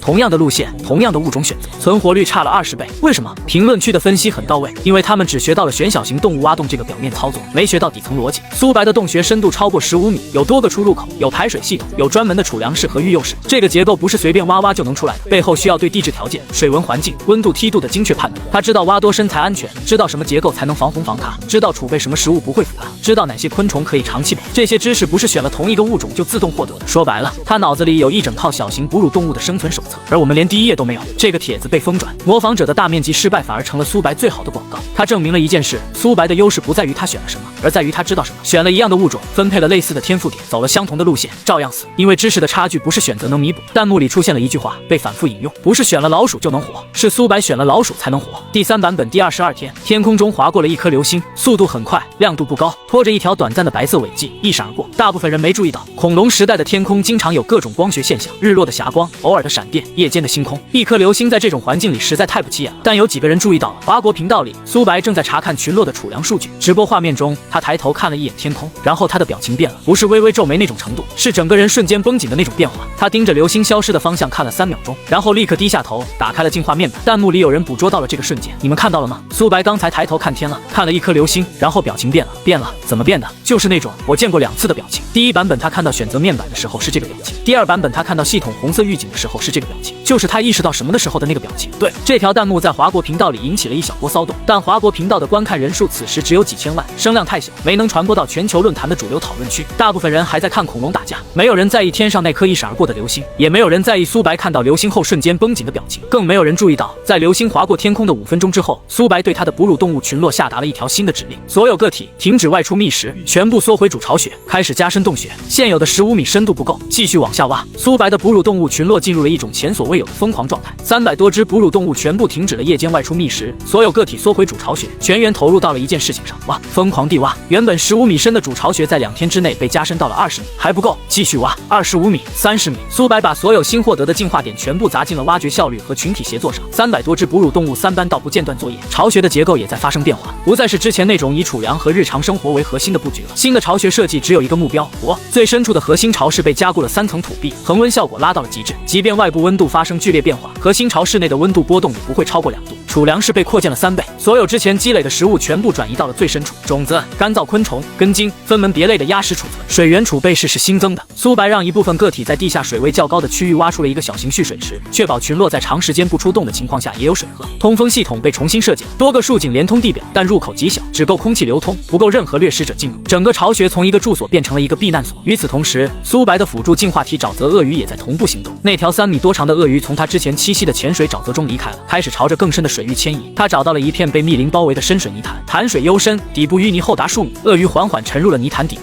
用身体拱开淤泥，为自己创造了一个半埋在泥中的休眠窝。然后它降低了代谢率，进入了半休眠状态，心跳减缓，呼吸频率降到每分钟1次。整条鳄鱼像一块沉在泥底的石头，几乎没有任何生命迹象。地下30米的恒温巢穴，深水泥潭底部的休眠鳄鱼，2条线，2个完全不同的环境，同时进入了等待状态。华国频道的画面比之前更无聊了。如果说之前还能听到啃种子的咯吱声，那现在连这个声音都没有，画面纯黑，声音几乎为零，偶尔能听到一点挖掘的沙沙声。但少数一直在关注华国频道的老观众此刻已经不觉得无聊了，他们觉得害怕。他停止觅食了，全体缩回洞穴，开始疯狂挖深。你们知道这意味着什么吗？上一次他这样做的时候是第2版本，他把鱼的进化点全砸在肺呼吸上，然后海洋缺氧。再上一次第1版本，他把孢子的天赋全砸在产氧上，然后大氧化灭了全世界。每一次他开始做那些看不懂的准备工作的时候，都意味着灾难要来了。他又开始囤了，每次他开始囤东西，就意味着要死人了，而且是死很多人。这些评论只在华国频道的弹幕里小范围流传，但有人截了图发到了全球论坛上。帖子标题只有一句话：华国代表停止了一切外部活动，全体缩回地下，开始疯狂加深洞穴。熟悉的剧本又来了。这个帖子在2个小时内被浏览了8000万次。帖子传到全球论坛的同一天，各国情报部门同步拉响了警报。英国绿潮特别行动部在监控苏白直播的过程中，第一时间识别出了他的行为模式变化，行为模式匹配度97%，与第1版本和第2版本的灾前准备期高度一致。他停止了所有外部活动，全部资源投入了巢穴加深和物资储备，这是典型的灾难预判行为。结论：第3版本的灾绝事件即将发生，时间窗口预估在3到7天之内，报告在10分钟内送到了英国最高决策层。决策层的第一反应是立刻通知英国代表，通知内容很简单：华国代表已进入灾前准备状态，预计灾难即将来临，建议立即采取防御措施。英国代表收到了通知，然后他看了看自己，一头13米长、6吨重的霸王龙。防御措施？什么防御措施？他能做什么？挖洞。13米长的身体挖什么洞？他一脚踩下去就是一个半米深的坑，但那不叫洞穴，那叫脚印。缩小体型，他翻了翻进化面板，体型增长是不可逆的进化方向，一旦选择了大型化，就不可能再变回小型。他的身体只能越来越大，不能缩小，躲到什么地方去？一头13米长的霸王龙能躲到哪里去？山洞。这个版本的地图上倒是有一些山洞，但最大的山洞入口也就5、6米高，他根本钻不进去。降低代谢进入休眠，霸王龙不是冷血，它的代谢率极高，每天需要大量的食物功能，它没有休眠这个进化选项。英国代表盯着通知看了很久，然后回复了一条消息：收到，但我无法采取任何有效的防御措施，我的进化方向已经锁死。毛熊国收到了类似的情报分析。毛熊国代表的甲龙看了看自己几吨重的身体和厚重的骨甲，骨甲能防物理攻击，但如果灾难不是物理攻击呢？如果是环境巨变呢？甲龙的防御再强也防不了温度骤变、大气变化、食物链崩溃。我知道灾难可能要来了，但我做不了任何准备。日国代表的迅猛龙群，迅猛龙体型相对较小，理论上有一定的灵活性。日国情报部门建议代表尝试寻找洞穴躲避。迅猛龙找到了一个山洞，入口刚好够他钻进去，但里面只有5、6米深。5、6米深的山洞能防什么？如果是第一版本那种级别的环境巨变，5、6米深的山洞跟待在外面没有任何区别。洞穴不够深，而且我们没有任何囤积食物的习性和能力。迅猛龙的进化树里没有储粮这个分支。高卢国代表的翼龙，翼龙的策略一如既往跑，但往哪跑？第2版本的海洋缺氧是全局性的，高卢代表勉强靠速度跑到了边缘海域。这次如果灾难也是全局性的，翼龙往哪跑？飞出大气层吗？我们的翼龙可以飞到高空，但如果灾难影响的是整个大气层，高空反而更危险。每一个国家，每一个代表收到灾难预警之后的反应都惊人的相似。知道了，然后呢？然后什么也做不了，进化方向锁死了，体型回不去了，没有洞穴，没有储粮，没有休眠能力，没有任何在环境巨变中自保的手段。所有这些手段都属于苏白那只老鼠大小的哺乳动物，而他们选择了恐龙。13米的霸王龙，15米的棘龙，10米一展的翼龙，巨大、强壮、威猛。在正常环境下，他们是这个星球的绝对王者，但在灾难面前，巨大的身躯不是优势，是枷锁。第3版本第25天，天空中的流星越来越多了，不再是偶尔一闪而过的单颗流星，而是3、5成群的流星雨。白天看不太清楚，但到了夜间，天空中每隔几分钟就有一颗明亮的光点拖着长长的尾劲划过，1颗、2颗、3颗、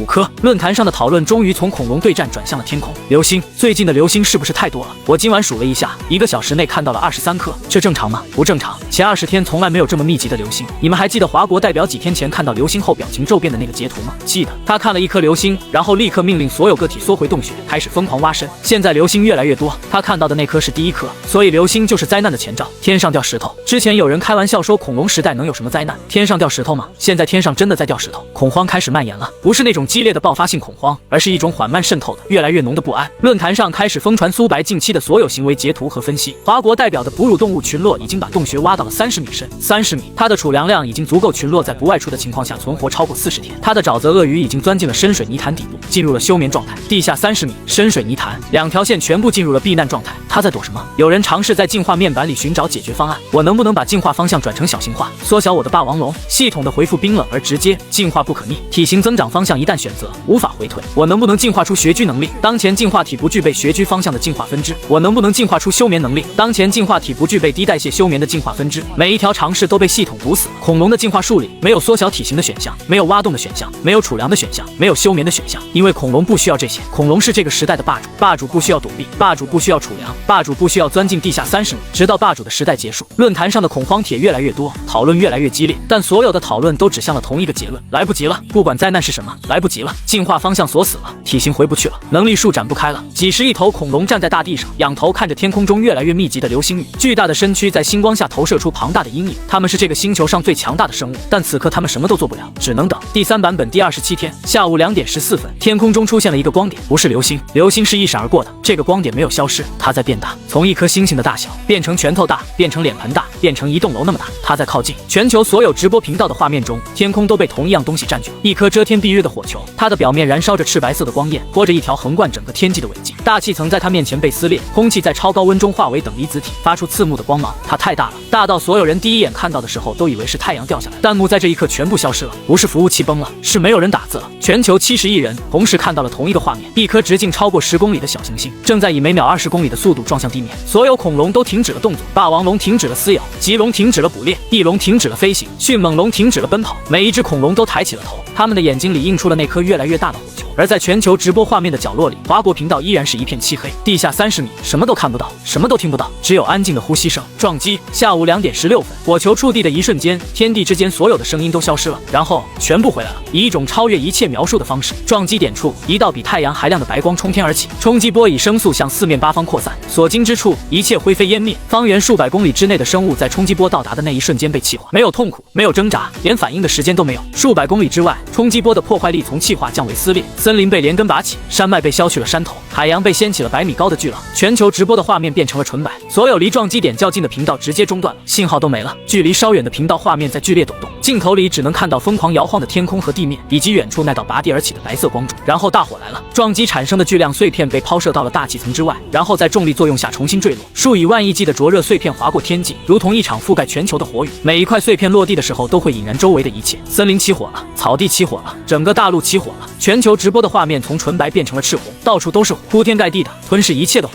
英国频道，英国代表的霸王龙在大火中嘶吼，13米的身躯被火焰包围，皮肤在灼烤中迅速碳化，它拼命地奔跑，试图逃离火海，但火焰无处不在，每一个方向都是火。它跑了不到1分钟，巨大的身体轰然倒地，火焰吞没了它。毛熊国频道，甲龙的骨甲在超高温面前形同虚设，骨甲是蛋白质和矿物质的复合结构，在数百度的高温下开始分解碎裂，那层号称无敌防御的甲壳像烧焦的陶瓷一样一块一块的剥落。没有了甲壳的甲龙在大火中挣扎了几秒钟，然后不再动了。日国频道，迅猛龙群试图冲进之前找到的那个山洞，6只迅猛龙挤在5、6米深的浅洞里，火焰从洞口灌进来，把整个山洞变成了一个烤箱，温度在几十秒内飙升到了不可承受的程度。洞里的迅猛龙没有被火直接烧到，它们是被活活烤熟的。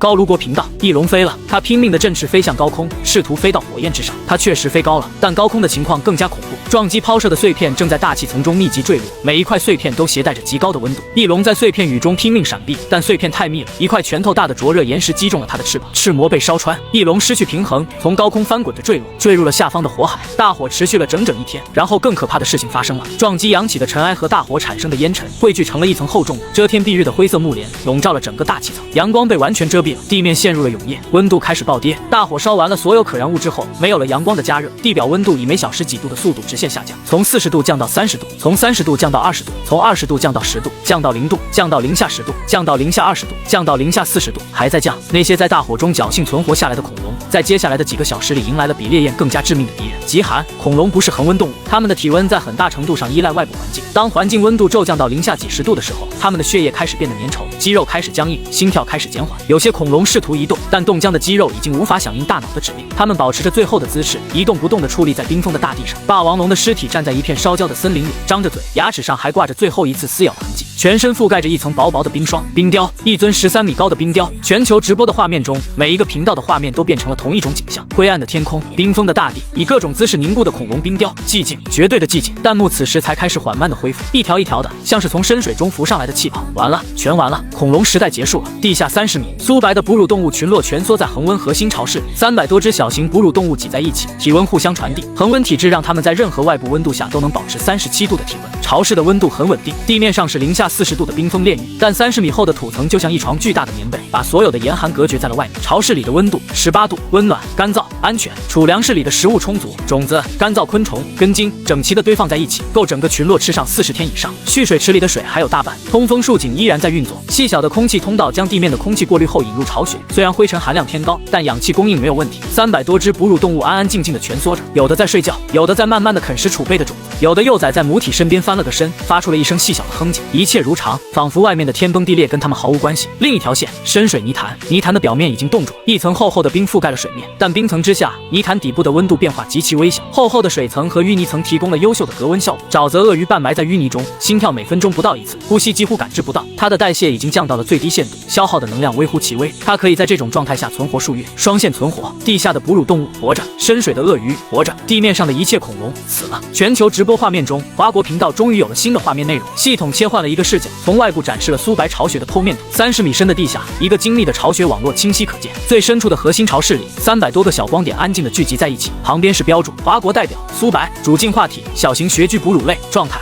存活，群体规模317只，健康状态良好，食物储备充足。华国代表苏白，辅助进化体，沼泽鳄鱼，状态深水休眠中，健康状态良好。良好。这个剖面图被全球70亿人同时看到。地面上是冰封的末日，地面下是温暖的家。弹幕没有爆发，没有卧槽，没有又来了，只是安静的飘过了一条又一条同样的评论。他又活了，他又活了，他又活了。陨石撞击后的第3天，地面上的大火已经熄灭了，不是被扑灭的，是可燃物全烧光了。温度稳定在了零下30多度，天空灰蒙蒙的，看不到太阳，厚重的尘埃层笼罩着整个大气，不知道要多久才能散去。地面上一片死寂，烧焦的森林残骸覆盖着白霜，冻硬的泥土上到处是恐龙的尸体和冰雕，有的是被烧死的焦黑残骸，有的是被冻死的冰封雕像。整个世界像是一幅灰白色的末日画卷，没有任何生命迹象。然后在一片冻土之下，一个细小的洞口处出现了轻微的动静，一个小脑袋从洞口探了出来，灰褐色的毛发，圆圆的耳朵，2只在暗光中依然明亮的黑色眼睛，一只15厘米长的小型哺乳动物从地下30米的巢穴中顺着通风竖井爬到了地面。它蹲在洞口边缘，四周张望，冰冷的空气扑面而来，但它的体温恒定在37度，丝毫不受影响。恒温体质让它在零下30多度的环境中依然行动自如。它看到了眼前的世界，灰色的天空，白色的大地，以及不远处一尊13米高的霸王龙冰雕，那是英国代表的霸王龙，全场排名曾经的第1名，咬合力8吨，陆地最顶级的掠食者。此刻它保持着最后的姿势，站在冰封的土地上，嘴巴大张，牙齿上还挂着一层薄冰，眼睛圆睁，瞳孔已经被冰霜覆盖成了灰白色，整个身体被一层晶莹的冰晶覆盖。13米高，6吨重，冻成了一座冰雕。苏白的哺乳动物蹲在洞口，仰头看着这尊冰雕。一只15厘米的小老鼠仰望着一尊13米的恐龙冰雕，体型差了将近100倍，但活着的是小老鼠，死了的是霸王龙。直播画面将这一幕清晰地呈现在了全球70亿人面前，弹幕还在缓慢地飘着那些他又活了的评论。然后苏白说话了，不是他的哺乳动物说的，是他本人作为玩家开口说了一句话。系统将玩家的语音同步到了直播中，所有人都听到了苏白的声音，平静的，甚至带着一丝微笑的声音。不好意思各位，版本更新了。弹幕停了，所有人都在等他说完。空有体力没有脑子是会被官方封号的。安静了1秒、2秒、3秒，然后全球互联网像是被引爆了一颗核弹。封神，苏白封神，版本更新了，哈哈哈哈，被官方封号了，哈哈哈哈。这句话我能笑1年。空有体力没有脑子是会被官方封号的，太绝了！一只老鼠站在霸王龙冰雕面前说版本更新了，这画面我要刻在脑子里一辈子。3个版本，3次灭世，3次他是最后站着的那个，这不是人，这是神。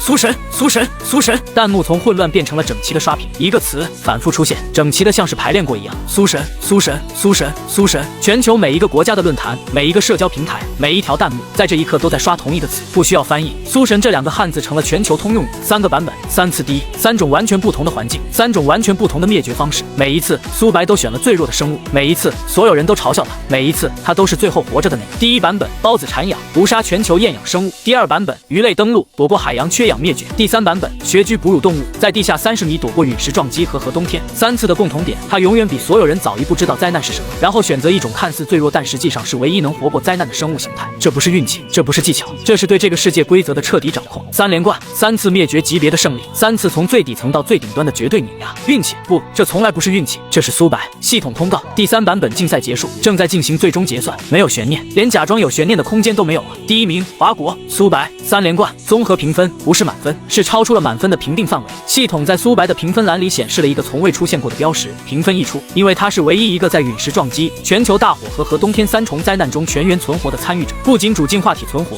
辅助进化体也存活，群体规模不仅没有减少，在巢穴避难期间还因为繁殖增长了。系统的评分算法找不到一个合适的分数来衡量这种级别的表现。奖励随之公布，第3版本奖励发放，第1名华国国运奖励，在前2版本基础上累计叠加，华国全体国民生命力累计提升75%，认知能力累计提升50%，自然资源再生速率累计提升100%。新增华国领土内科技研发效率提升25%，全体国民获得进化先驱永久被动。后续版本中基础属性额外提升15%，3个版本的累计奖励叠加在一起，华国国民此刻的身体素质比其他未获奖国家的国民强了将近1倍，认知能力提升了50%，这意味着华国人的平均思维速度、学习效率、问题解决能力比其他国家的人高出了1半，资源再生翻倍，科研效率提升，这些加成作用于现实世界，每一天都在让华国和其他国家之间的差距无声的拉大。然后是苏白的个人奖励，个人奖励苏白额外进化点1500点，累计总量2800点，普通玩家基础10点，2800比10 280倍，特殊天赋升级，生态主宰者升级为万物裁决者。后续版本中环境影响力提升800%，新增主动技能生态预判，进入新版本时可提前获取1条环境线索。特殊称号3官王，附带隐藏效果，所有进化方向的天赋上限提升50%。特殊称号灭绝纪元的终结者，附带隐藏效果，在灭绝级事件中个人及群体存活概率额外提升30%。系统特别认定苏白被授予人类最强进化者荣誉称号，此称号为全球唯一，不可转让，不可剥夺。